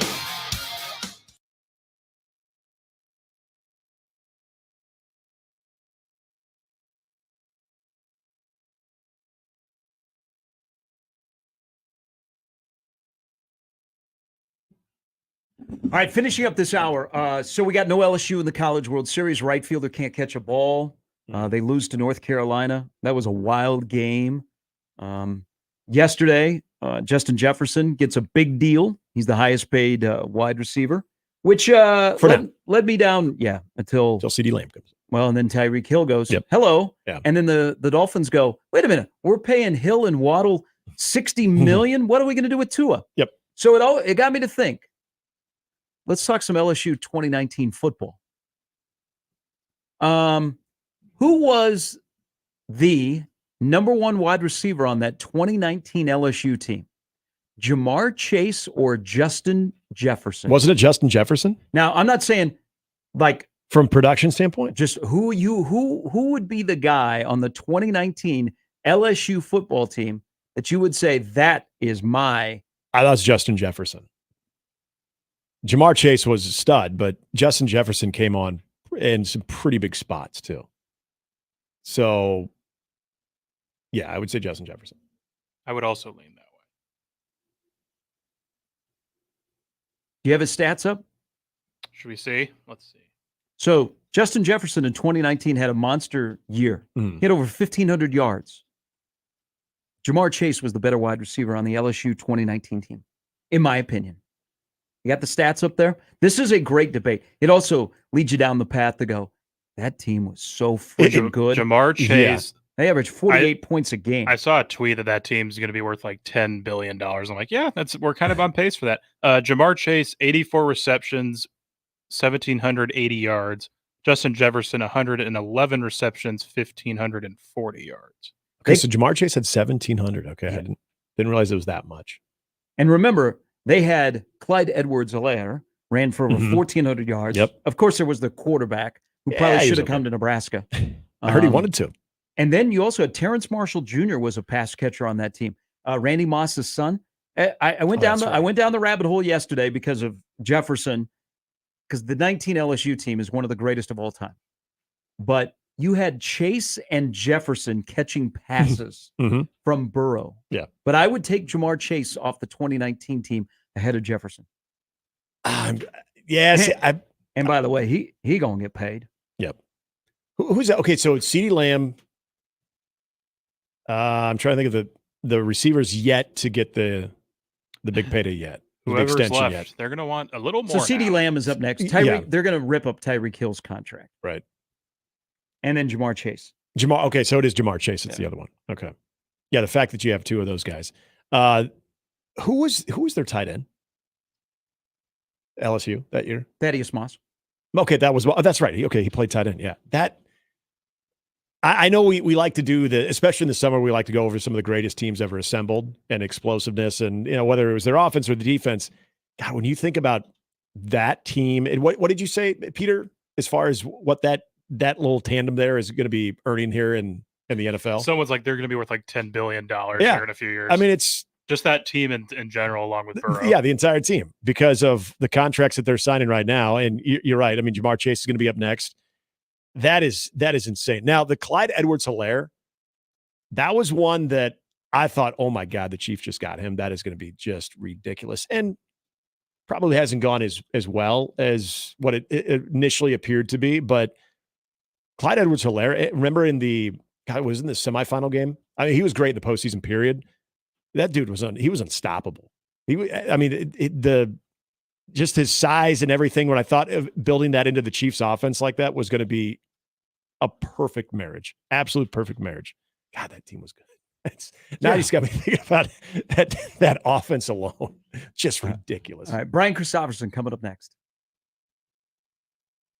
Mornings with Sharp and Handley on 1620 The Zone and 1620thezone.com. Live from the Host Coffee Studio, this is 1620 The Zone. 1620 The Zone. Traffic. From the Pyramid Roofing Time Saving Traffic Center. Got a crash on eastbound I-80 blocking the right shoulder at 42nd and causing stop-and-go traffic from 60th. Also on westbound I-80, there is an accident on the right shoulder at 144th. There's slow goings on eastbound Dodge from 168th and 156. Everything else is smooth sailing at the moment. Hope you have a fantastic rest of your day. Just be sure to buckle up and drive safe out there. I'm Joey Colbert. Time-saving traffic is brought to you by Omaha Transmission. You've probably heard about Omaha Transmission saving people money. Call Omaha Transmission and see why people have been recommending them for almost 20 years. Omaha Transmission, shifting to running smooth.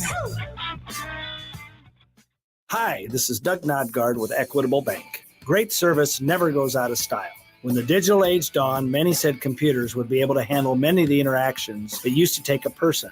Boy, were they wrong. How many times have you called your bank and gotten a recording to press 1 or 2? Not at Equitable. Not only does Equitable answer your call in the first ring, it's answered by a human being. That's because Equitable Bank values its customers. Equitable Bank, we take banking personally. Member FDIC. At Cox Mobile, we know you're smart. You brush your teeth in the shower to save time, make coffee ice cubes for your cold brew, and wear goggles to cut onions. You also added Cox Mobile. So smart. Now you're running on the network with unbeatable 5G reliability and saving on your Cox internet. It's ingenious, just like you. Aw, thanks. Cox Mobile, the smart way to mobile. Cox postpaid internet required. Cox Mobile runs on the network with unbeatable 5G reliability as measured by Ookla LLC in the U.S. to H 2023. Other restrictions apply. Learn more at cox.com/mobile. Did you know that radon is the #1 cause of lung cancer for non-smokers and that our region has some of the highest levels in the country? Radon Defense Midwest can test and fix your home. Visit radonradio.com for an exclusive offer for 1620 The Zone listeners. That's radonradio.com. Tickets for less. Best seats, best prices, no service fees. Shop ticketsforless.com. KOZN Bellevue, Omaha, Council Bluffs. This is 1620 The Zone. And we're back. Mornings with Sharp and Handley. Here's Gary, Nick, and Jimmy on 1620 The Zone. So we were just talking about Justin Jefferson's new contract with the Vikings. And so I was looking at their offense. You know, Sam Darnold's going to be throwing passes before JJ steps in. Mm-hmm. I forgot as we welcome in Viking fan Brian Christopherson from Husker 24/7. Man, Aaron Jones was a pickup in the offseason Yes. that I don't think gets talked about Yeah, much. and that was the one I was so happy to see him leave Green Bay, but to stay in the NFC North, I was so pissed off unless he was wearing a Bears uniform because I think getting rid of him, I hope the Packers know what they're doing because Aaron Jones, I thought, was I don't even know if you would say a secret weapon. I think people realize his value. I think he's going to be a stud for Minnesota. BC, would you agree? Well, it hurt Packer fans' hearts a little bit, so that we can enjoy that together. Yes, that's right? where we come together. Yeah, let's do a secret handshake on that or something. Well, yeah, JJ's back and he's got Sammy D throwing him the ball, and yeah. JJ's obviously going to work out, so it's going to be great. I always get nervous with huge contracts, like the guy goes down with an injury like the third game, then or has the Byron Buxton sort of setup where there's a lot of injuries. So hopefully it'll work out. I was excited it happened, but then I'm a pessimist like 8 seconds later. Hey, so non-quarterback salary, your second highest paid player would be where if you were the general manager? The Vikings roster. They've done a nice job shoring up the defense with Flores. It's someone over there. I don't worry so much about the Vikings salary situation. I'm not knowledgeable enough about it, but they've got to figure it out on the back end a little bit better. Like I feel like they've got to find that they're like post Harrison Smith. I mean, I know he's got one more maybe in them, but that post Harrison Smith secondary, basically, I feel like that's like the next key for the Vikings, especially in that division. We'll see. Do you think we'll live in a world where the quarterback is the most important and the highest paid, but then wide receiver will be second? Oh, that could be. I mean, this might have been one of those tilting points for that. When you think about Justin Jefferson just completely changes like how defenses have to play the entire game. It was Randy Moss did the same thing a generation ago. You had the Packers back then drafting like specifically to defend him. So it really forces your opponents to counter move. And because of that, I could definitely see that because it's just such the best ones. It's like you can put whomever you want on them, and it's like good luck. They're still going to get at least 80 yards. And even if they have that like 70-yard game, which fantasy people don't like, someone else is chewing up your team because your guy only got 70 yards. So like the other side can crow like, oh, we held Justin Jefferson to 5 catches for 72 this game. Well, somewhere else you got dinged because of it. That's like how valuable that is. If I'm hearing you correctly, are you unusually optimistic about the Vikings coming up? Okay, because I heard you mentioning Darnold, and then all of a sudden you said, obviously, J.J. McCarthy's going to work out. I'm like, whoa, is this sarcasm, or are you that confident? Because anybody that throws confidence in the old Sam Darnold there, that's a bold move, my friend. I'm not like down on the, that good things can happen, but it was sarcasm. I hope people need to understand that. I don't mind being a Vikings fan. I feel like I know they hurt our hearts like when it gets to crunch time, but we're there more than we're not. Like it's an organization that if you go back and look at playoff appearances and stuff like that, it's usually a solid team for the most part. Once in a while, there'll be a real clunker, and maybe that's this year. I don't know. But it's not a bad team to like get you through the fall, like where you're okay, we're in the hunt, we're the 5 seed, maybe, it's that kind of team. So in that way, I've always appreciated being a Vikings fan. You just kind of know that eventually Lucy's going to pull a football, and that'll happen. Brian Christopherson from Husker 24/7 joining us. Let's put a little wrap on baseball here. And after a 40-win season, second in the regular season, win the conference tournament, 3 from the conference get in, 3 are out on Sunday. A future member is going to be playing next weekend in Oregon. We've discussed the lack of interest in Big Ten baseball from the front office compared to, Nebraska's passionate fan base. And it's always, they play in the Big Ten. Can you spin it for me where actually Nebraska baseball, BC, being in the Big Ten could benefit them? I do think there's people within the Big Ten that I don't know how the most powerful people in the conference view it, but I think the coaches, there are some fired up coaches in their programs to try to get this league, off the ground more. Like you heard it from like the Penn State coach after the championship game. He did a post game, and I thought it was really interesting. I was gonna go back and listen to it and actually write some of the stuff because he was talking about how the Big Ten has to have that vision of, and he believes it can be. He's a real guy who kind of speaks it out there, but he's saying this can be a league where you can get 6 teams in at some point. Like he wants it to be that type of conference in the postseason. So you do need that kind of belief from programs like that. And you're trying to beat each other up. You're kind of supporting each other in that way. I thought it was, a nice news flash, like on that Sunday morning when it's like, okay, the Big Ten's agreed. They're settling this tournament in Omaha the next 3 years. And you're just hoping as a Husker fan, this was sort of, the foundation was set this year. Like here it is. You got a good culture of guys with this team that built it. Like this is the standard. This is how it's going to be after a couple years without being to a regional. You experienced in Omaha for those 2 to 3 days, especially Friday through Sunday, a little taste. It was just a taste of it, but what it can be like. And I think Husker fans got that like back in their system just a little bit, where it kind of energizes you, and you're now hoping like that's kind of some rocket fuel like going forward. So I do think that 5-game rally in Omaha was huge this season. Like if they had been knocked out of the Big Ten tournament, like, Friday even, I think this season people would have been a little more down on things, even though they got back to the NCAAs and all that, because they didn't have that dogpile moment and they didn't create that like energy they created Saturday and Sunday. So I think that was huge as far as building this thing going forward. And as Bolt said, after the loss the other day, he feels like they have the most guys possibly coming back, like the best nucleus they've had since he's been here. And so you see what they can do with that and who they can add now, and you give them a shot. If you put the regional itself into a vacuum and you look at what you take away when Nebraska's playing, not the best team in the SEC, but an SEC program that is built the way that they are, and that's not going to change. Yeah. Do you take something away from that and say, that's where we need to be? Or do you look at it in a much different lens and say, what we did from the season holistically is what we need to build off of, and that should allow us to be more competitive against a team like Florida?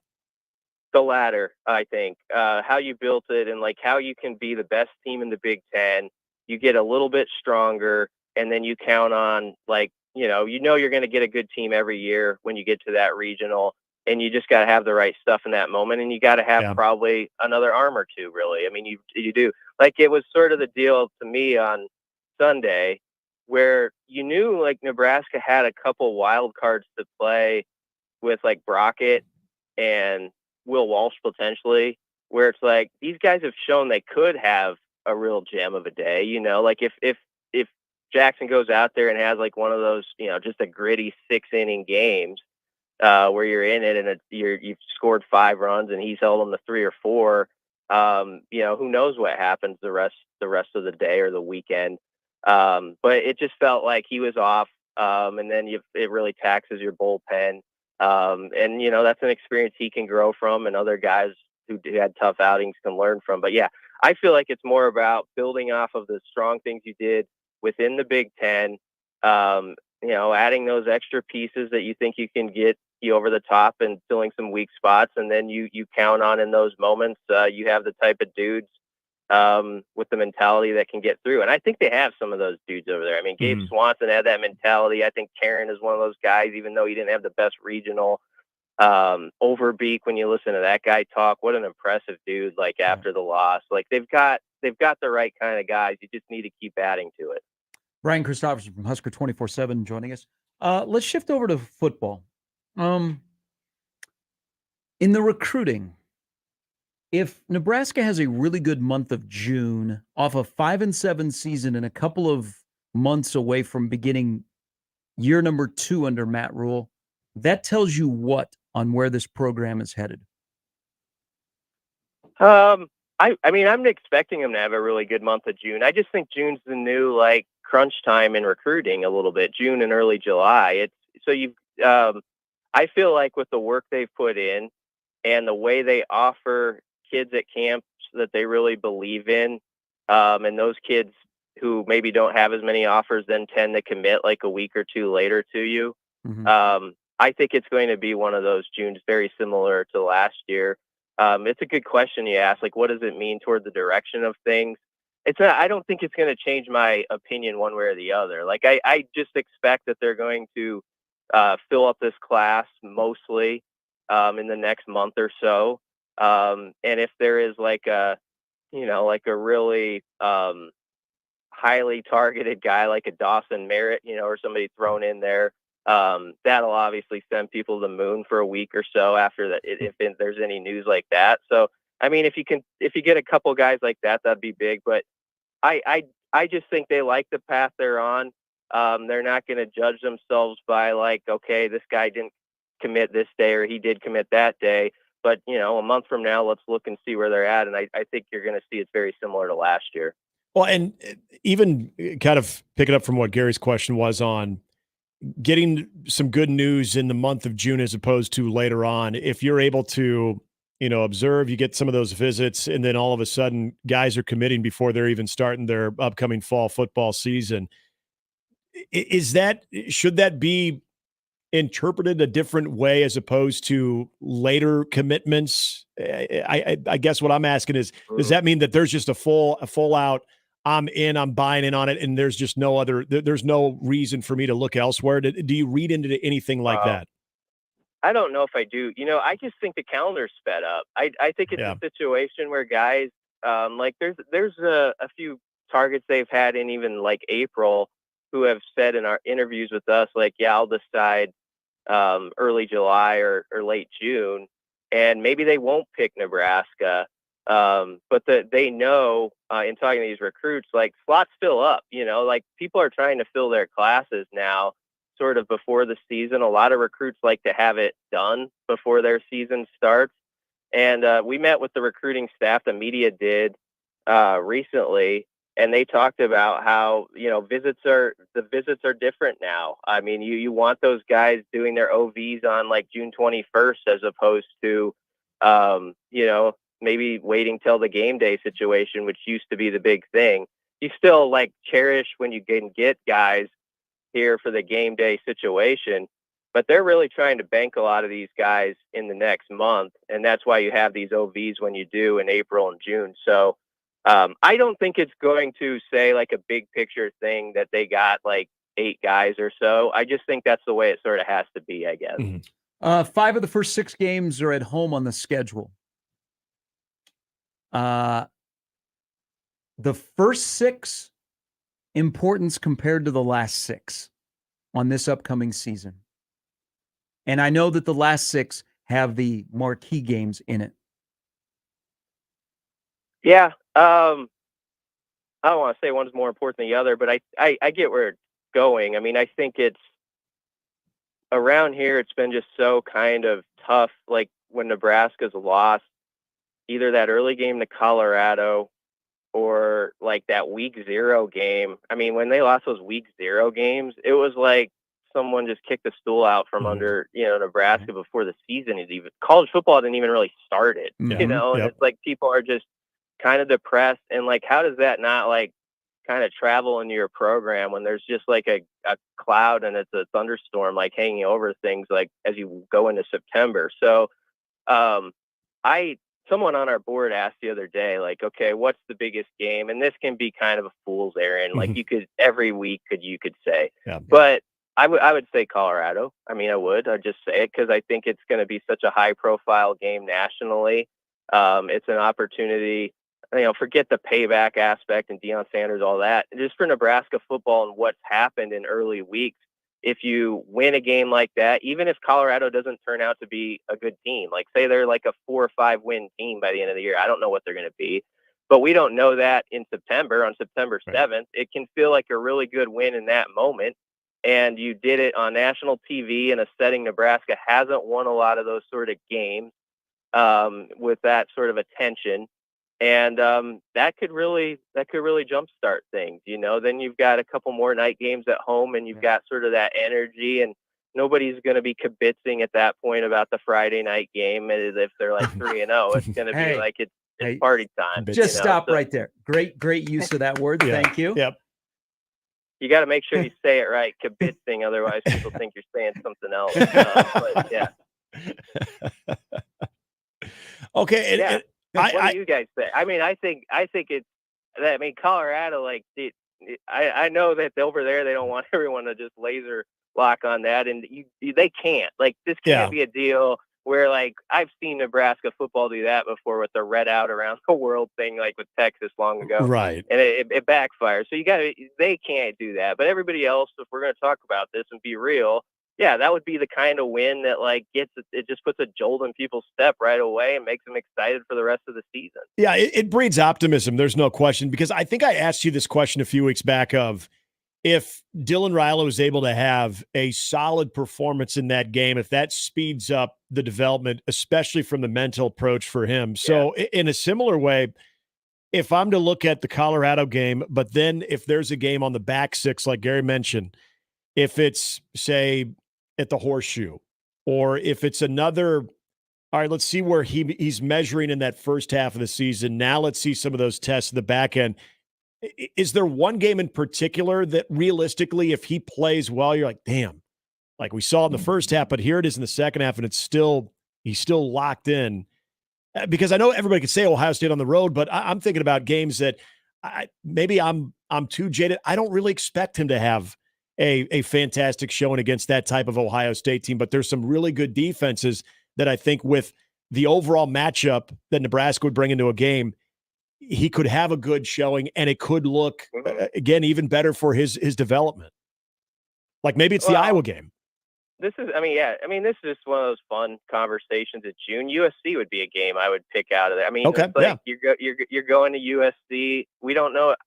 I expect USC to be solid. I think they're going to have an adjustment period to what the Big Ten is like, sort of in the trenches. And obviously, they've tried to kind of shore up some things on their defense because they've been sort of tagged as being soft on that side of the ball. And so that's sort of a game where there could be a fun 10 p.m. kickoff locally still. That's still in play. So just how does he go into that's a big time atmosphere, and there'll be a lot of Husker fans there. Really interesting game. Iowa's a good one. I mean, Wisconsin, Iowa, those are the type where Nebraska's got to break through there. Against Wisconsin in particular, they've sort of, I feel like, let the Badgers off the hook a few games. And I've made this point before. Nebraska was having his same first season that Fickle was having, and they sort of let Fickle off the hook in that game, in Madison last year. So I mean, that would be a game where if you could grab that one, it would be big not only for your program and taking another step. And okay, we ended that streak, but Nebraska's got to get a few of those to push people down in the league a little bit too. They've kind of had a bad run of letting teams sort of lift their seasons up from the ditch. And they did it with Wisconsin last year. Minnesota, if you look at the history under Fleck, has made a living out of sort of getting out of the ditch against Nebraska. Yeah. That type of stuff matters, when you add it all up in recruiting and where your place is in the league. So we could talk through this thing for 2 hours, but I mean, the games people won't pay attention to and conversations like this, it's like Purdue, Nebraska games 5 through 7 plays at Purdue, host Rutgers, at Indiana. Those are the games everyone will do flyover. Those will be the flyover games in conversations. They might be as big as any, That's a good point. Are you actually like a 7-8 win team, or are you kind of stuck where you've been? Yep. Yeah. When we get closer, the Rutgers game is going to be a chore. I mean, I think Rutgers will be better than people maybe think. I know smart people will have them as one of the top 10 teams in the Big Ten this upcoming season. Yeah, that's a good point. I mean, Rutgers hired the right guy for that. I mean, he's proven it there before, but just as far as is Rutgers ever going to be a playoff contender? I don't know about that, but they're going to be under him that type of physical team where you played a tough game the next morning. Yep. And you're gonna have to work for it. So definitely. Yep, I agree. BC, as always, we appreciate the conversation and the language. Thank you. Thanks a lot, guys. That's Brian Christopherson from Husker 24/7. There's also the part of normalcy. I mean, I love that Matt Rule says, "You guys know that no Nebraska team has started 1-0 since 2019." Right. Well, that's absolutely true. Big Ten games, but 2021, 22, 23, the opening schedule and the opening game have been conference games, and it's all been quirky. There is no rhyme or reason why Nebraska football should ever play 2 straight road games to open up a season. Not a chance in HE double hockey sticks. And this year just coincides with some unknowns and a rookie quarterback, that you have some normalcy to a schedule that allows you to get off to a quick start, or at least keep your head above water when you play 5 of the first 6 at home. Right.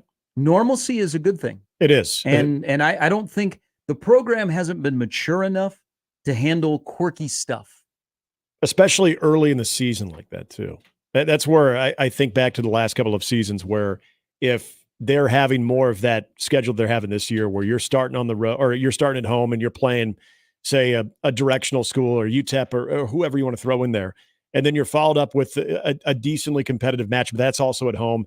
And then you've got, whether it's the FCS opponent or somebody else coming in, where you have a legitimate path to get off to a 2-1, 3-0 start, that all of a sudden you're setting yourself up on experiencing wins, understanding what it takes, doing that at home before you even get into the real teeth of your schedule. With what this program has been searching for, that can go a long way. But I think that 3-game stretch that BC brings up, that's also a big part of the schedule of if things are going to be different. If you can go 3-0 in that stretch, then you're accomplishing one thing that we can never say we really felt confident with Nebraska for a very long time, and that is those opponents that you feel from a roster standpoint you're at least equal to, you're able to win those games. I'm going to be boring here. I'm going to be boring. I just want Nebraska to go 1-0. All right, I want them to cover. They're a 4-touchdown favorite against UTEP. UTEP's not very good. They got a brand new head coach. All right, Nebraska's defense should be up to par in the opening game. No about the offense. Nebraska needs to go 1-0, and then we can discuss. Yeah. I mean, I'm just going to be boring. I know everybody wants to talk about Colorado. You got to talk about UTEP first. Nebraska football has not started 1-0 since 2019. Yeah. 2019. 2019. Yeah, it's 2024 now. So I know that's not popular because we're supposed to fast forward to Colorado because Joe Klatt tells me that that's going to be a game that if you win, you get in the discussion for the college football playoff. What? But keep an eye on Rutgers. I'm a Schiano fan, and they've made some progress. That'll be a good blue collar, knuckle dragging type game. Yep. All right, 33 past that. We're gonna take a break. We'll come back with more here in the last couple of segments of Mornings with Sharp and Handley at 1620 The Zone.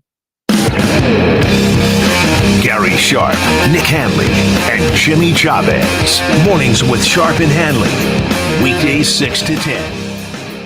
On 1620 The Zone and 1620thezone.com. You get a lot of junk in your inbox. This one, not junk. Not junk at all. 1620 The Email. Exclusive content, contests, other stuff probably. Subscribe today at 1620thezone.com. Your Omaha area forecast presented by Funplex Water Park and Rides from the KETV Newswatch 7 Weather Center on 1620 The Zone. Warm and muggy again on Tuesday, mainly dry in the morning, then increasing chances for scattered thunderstorms in the afternoon and evening. A few storms could be strong to severe after 2 p.m. with a wind and hail threat, highs in the mid-80s. I'm meteorologist Sean Everson from KETV Newswatch 7. Host is roasting every morning. Host Coffee Services stands as the vibrant heart of every break room, offering the unique fusion of traditional quality and modern flair. We're not just your coffee provider, we're the center of memorable workplace moments. Call us today. Proudly serving Nebraska since 1972. Host Coffee Services is always roasting something good for you. News Talk 1290 Coil is your radio home for Omaha Storm Chasers baseball, proud AAA affiliate of the Kansas City Royals. Tune in to hear every pitch, every hit, and every out as the Chasers play at Warner Park and across the International League in 2024. With the voice of the Omaha Storm Chasers, Nick Batters, on News Talk 1290 Coil. Tune in at 1290 Coil all season long for your Omaha Storm Chasers baseball as they take on the International League. It's Storm Chasers baseball on 1290 Coil. What I know about courage, I learned from my adoptive mom. She said sometimes you just gotta hold on and know we'll get through this.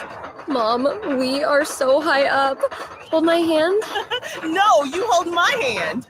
Here we go. Learn about adopting a teen from foster care. You can't imagine the reward. Visit adoptuskids.org to find out more. This message is brought to you by Adopt US Kids, the U.S. Department of Health and Human Services, and the Ad Council. Funplex has asked me to give you a first-hand account of the all-new for 2024 Wipeout attraction. Okay, hit it. We're starting up. Spinning a little now.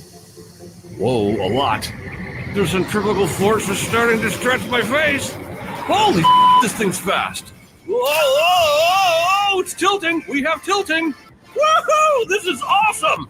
You got to try this. Get your tickets now at fun-plex.com. Email us on the Equitable inbox with whatever is on your mind. The Zone inbox is brought to you by Equitable Bank. We take banking personally. You can hit me up, agree, disagree, tell me your thoughts on life at Handley at 1620thezone.com. We want to hear from you on the Equitable Bank Zone inbox. Now back to mornings with Sharp and Handley on 1620 The Zone.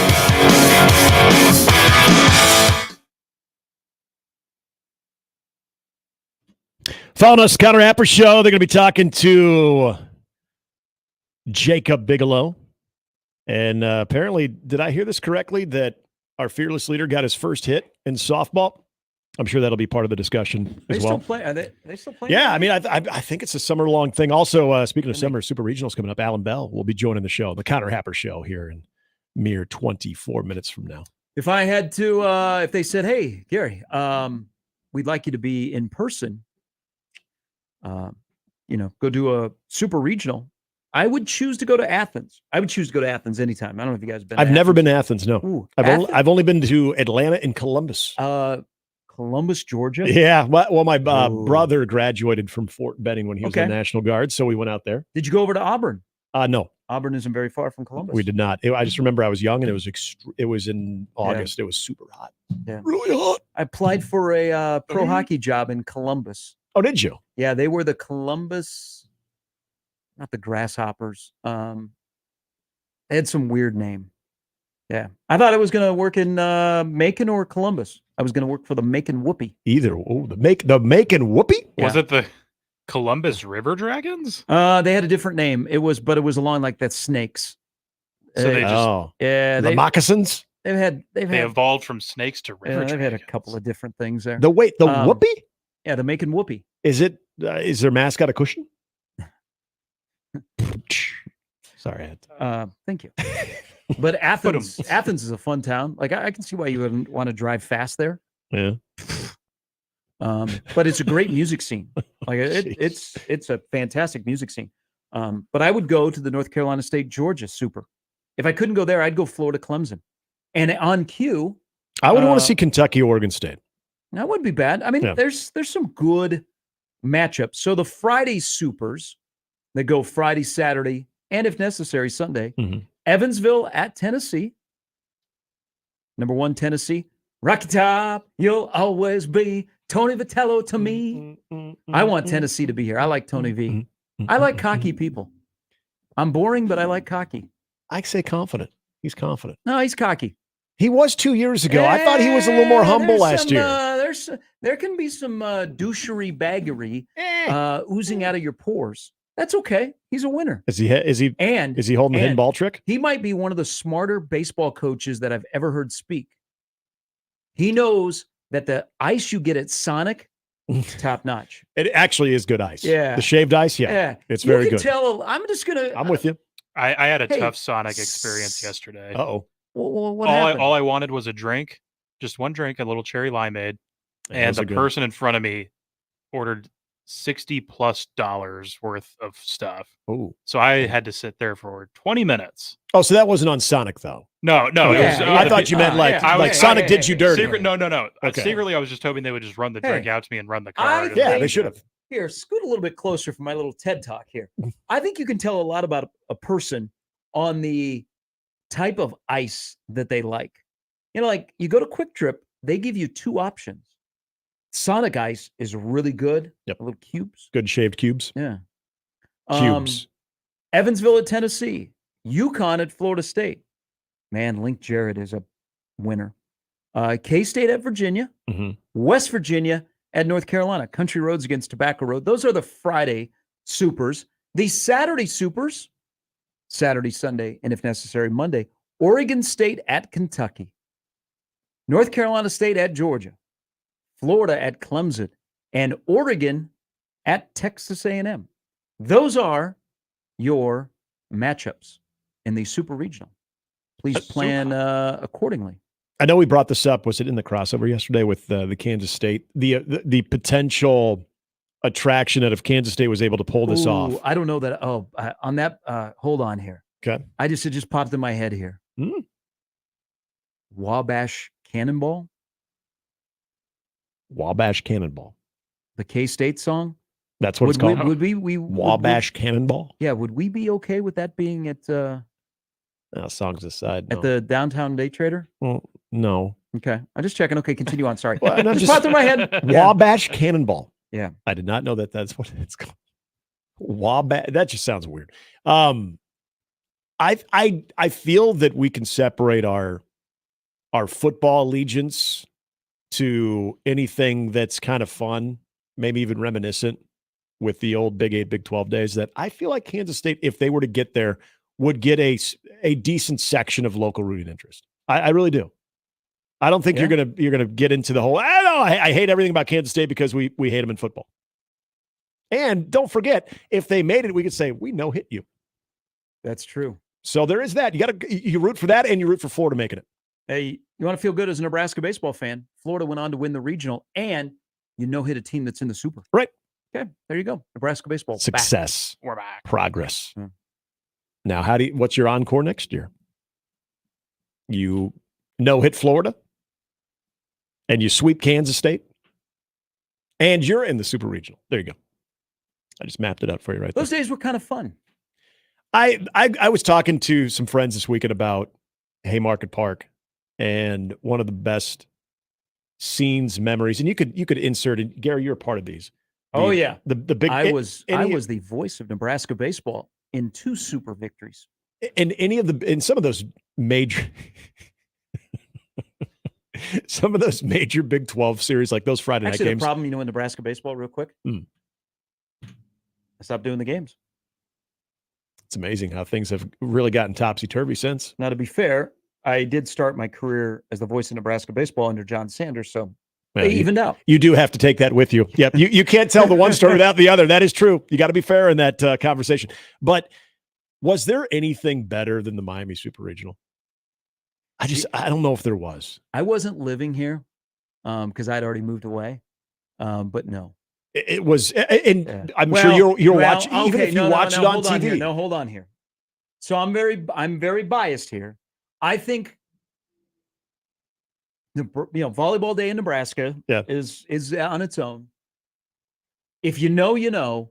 The 2 days of the first ever Super Regional at Buck Belzer that closed Buck Belzer have to be up there with the all-time greatest Nebraska athletic moments. It brought in the extra bleachers and the scene for that. Yep. And I'm with you on Buck Belzer memories, not from the standpoint that I watched a lot of Husker games there, but I had played there in a state tournament when I was a freshman. But you are right. The Super, if you look at the abundance of talent on both rosters, was incredible. And that, and maybe this is where I think a little bit of who Nebraska was playing, the fact that not only there was that sort of hatred with Miami, but also the fact that Miami was, I don't want to say college baseball royalty because of the lack of national championships, but they were in Omaha year in and year out.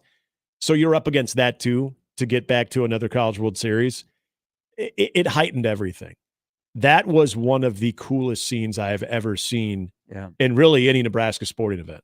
I thought that was one of the most amazing atmospheres. And I get into how great we've talked to, and I'm not trying to say we're burying Haymarket Park, but Haymarket Park on TV still looks the part, especially when you have those scenes. So I'm sure everybody was doing this when you're watching regionals this week, especially Nebraska fans, and you're watching that Stillwater Regional. It's not even what O'Brate Stadium had, but it's, damn, how cool is it to even watch or witness those at home? Look at 02 and 05, 2 Supers hosted at Haymarket.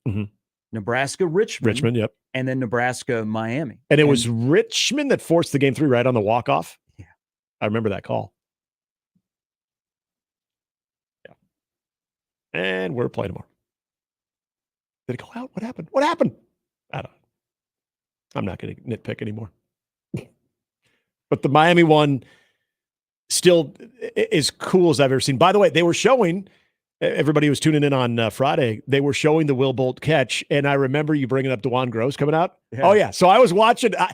Everybody's probably fixated on where Will Bolt is in the dog pile. I'm watching DeJuan Gross just make his way in, just like, I'm part of the team. I'm celebrating. Base in hand. One quick thing here. I just perusing the schedule. So 3 of the 5 teams that won yesterday are going to play on Friday. Man, did they screw over UConn? So UConn played late last night. It ended, well, on the East Coast, it ended about midnight. Yeah. In Norman. They have to fly halfway back across the country. Then they are back on the road Friday.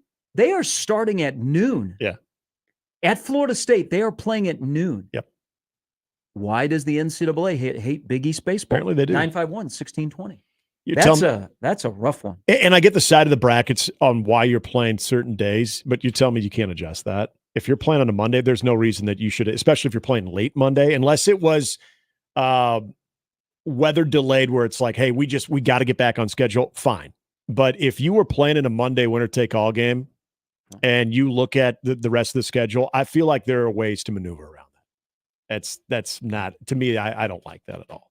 Especially when you're doing at least you're doing the East Coast thing where you're pretty much staying on that side of the country, but still at least give them a freaking night game. That call in the Richmond game was not mine.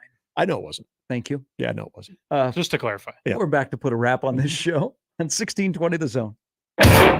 Mornings with Sharp and Handley on 1620 The Zone and 1620thezone.com with Gary Sharp and Nick Handley.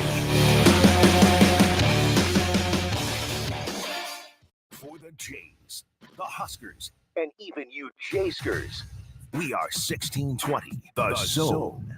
Success in today's electrical market requires your company to be able to adjust to an ever-changing field. A partnership with IBEW Local 22 gives you that flexibility with access to journeymen, apprentices, proven training programs, marketing assistance, entry into markets not available before, ability to expand and contract with changing market conditions, and a benefits package for you and your employees. Contact Bob at IBEW Local 22 for additional details at 402-980-7596. Let's go on a fishing trip you will be talking about for years. The best walleye fishing trip ever. Join me, Crash Davis. We're going to travel to the walleye capital of the world, September 15th through the 19th aboard a deluxe motor coach. Travel with me to Ballard's Resort on Lake of the Woods. Pricing includes round-trip motor coach transportation, 4 nights lodging, 3 days of fully guided walleye fishing, and all of our meals. Go fishing with me, Crash. Your best trip ever. Sign up at ballardsresort.com. ballardsresort.com. And set the hook. What is dedication? The thing that drives me every day as a dad is Dariana. We call him Day for short. Every day he's hungry for something, whether it's attention, affection, knowledge. And there's this huge responsibility in making sure that when he's no longer under my wing, that he's a good person. I think the advice I would give is you don't need to know all the answers. The craziest thing was believing that your dad knew everything. So as a dad, you felt like you had to know everything. You had to get everything right. It's okay to make mistakes. As long as it's coming from love, then, it kind of starts to work itself out. I want him to be able to sit back one day and go, we worked together, we did a good job. That's dedication. Find out more at fatherhood.gov. Brought to you by the U.S. Department of Health and Human Services and the Ad Council. Hi, we're the Goo Goo Dolls. We're fortunate that we can give our daughters everything they need to grow and learn. But not every child can focus on classes and play dates. Nearly 13 million kids in the U.S. face hunger. That's 1 in 6. School lunch might be their only meal each day, and it's heartbreaking to imagine any child going to bed hungry. We're dreaming of a perfect day when kids can smile, play, and just be kids without worrying about where their next meal will come from. Feeding America is working to make that perfect day a reality. Each year, the Feeding America network of food banks rescues billions of pounds of good food that would have gone to waste. That food is given to families and children in need. Being a kid should be about doing things that make an ordinary day extraordinary. Learning to play an instrument, building a sandcastle, hosting tea parties. Hunger should never be an obstacle to growing up. You can help end childhood hunger in your community by visiting feedingamerica.org. Brought to you by Feeding America and the Ad Council. Hi, I'm Nick Bromell, owner of Royalty Roofing. The recent storms wreaked havoc on our community. Our team at Royalty Roofing is here to help. We're local, skilled, licensed, and bonded. We work for you to ensure you get the funds you deserve and make sure that the work is done to your satisfaction. Don't take risks with your biggest investment, your home. We are Better Business Bureau Integrity Award winners and Best of Omaha winners. Cover your roof with Royalty. Visit us today at royaltyroofing.org.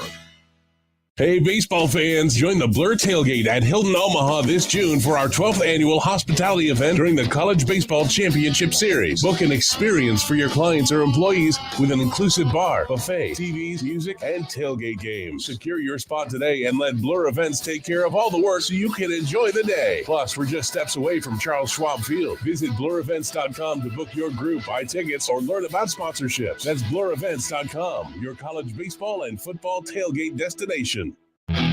And we're back. Mornings with Sharp and Handley. Here's Gary, Nick, and Jimmy on 1620 The Zone.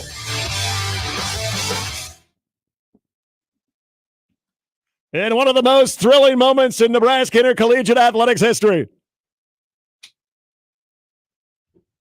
Name that memory. Nailed it. Is that game on YouTube? Gary had some really good calls back in the day. Is that game on YouTube? It would be painful to watch. It The has to be. 05 CWS game, Arizona State, Nebraska. Yeah, it has to be. Okay. I mean, hell, we could pull up the 84 hidden ball trick. So, yeah. It's got to be there. I back in the day of the VHS tape, not beta. The 4 games that Nebraska played previously in the College World Series I recorded. I can't go back and watch. So when they showed a highlight of the Clemson-Nebraska CWS game with Will Bolt. Yeah, and Khalil Green's flat bill. Yeah, that brought back a bad memory because Nebraska had come back to tie it at 10. And then that was a good, yeah, there was some offense. In 02, those games were a little bit more offensively sound than they were in 01. Yeah. We were just talking off air. The 05 Nebraska baseball team could have won a national title. Yep. That was as well-rounded between a rotation and an offense that you were. I mean, you could go down the entire lineup and be like, dude. And then I always feel like people always bring up Jabba and Johnny.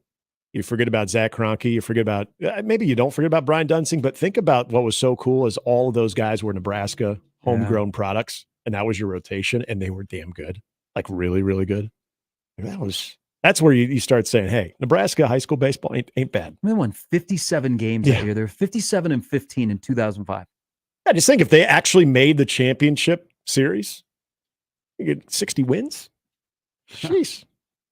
Yeah, and haven't been back since. Life was good. And now we just crossed an anniversary of Creighton when they made the College World Series. Yeah. Which, by the way, you know who you were famously recreating radio calls of local teams in the College World Series. You guys know that when Creighton went to the College World Series in 91, who the voices of Creighton baseball were at the time.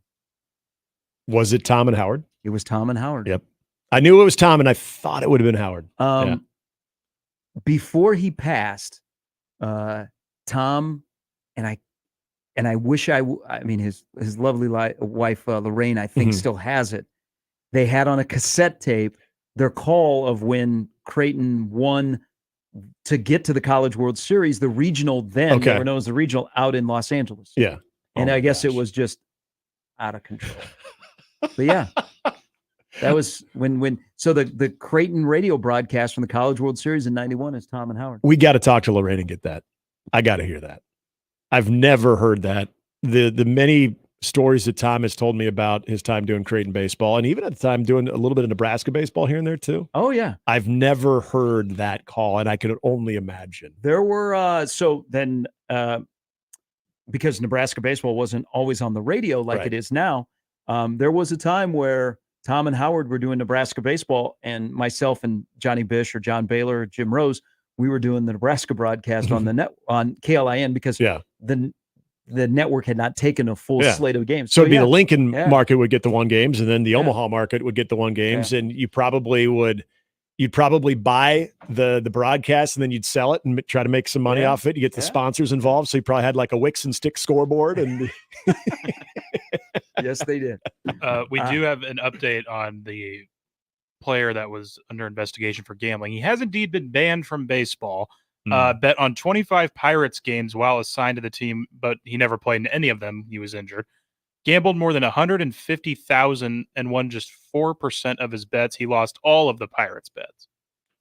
So that's just a brutal way to go out. He an idiot. Yep, a little bit. All right, good show, everybody. Hope you enjoyed the conversation on a Tuesday. And again, we started the show, and we're very excited.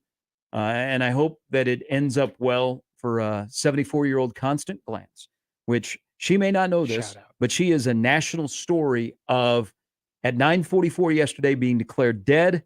And 2 hours later, she was having CPR performed on her at a funeral home in Lincoln. And she is resting comfortably in a Lincoln hospital.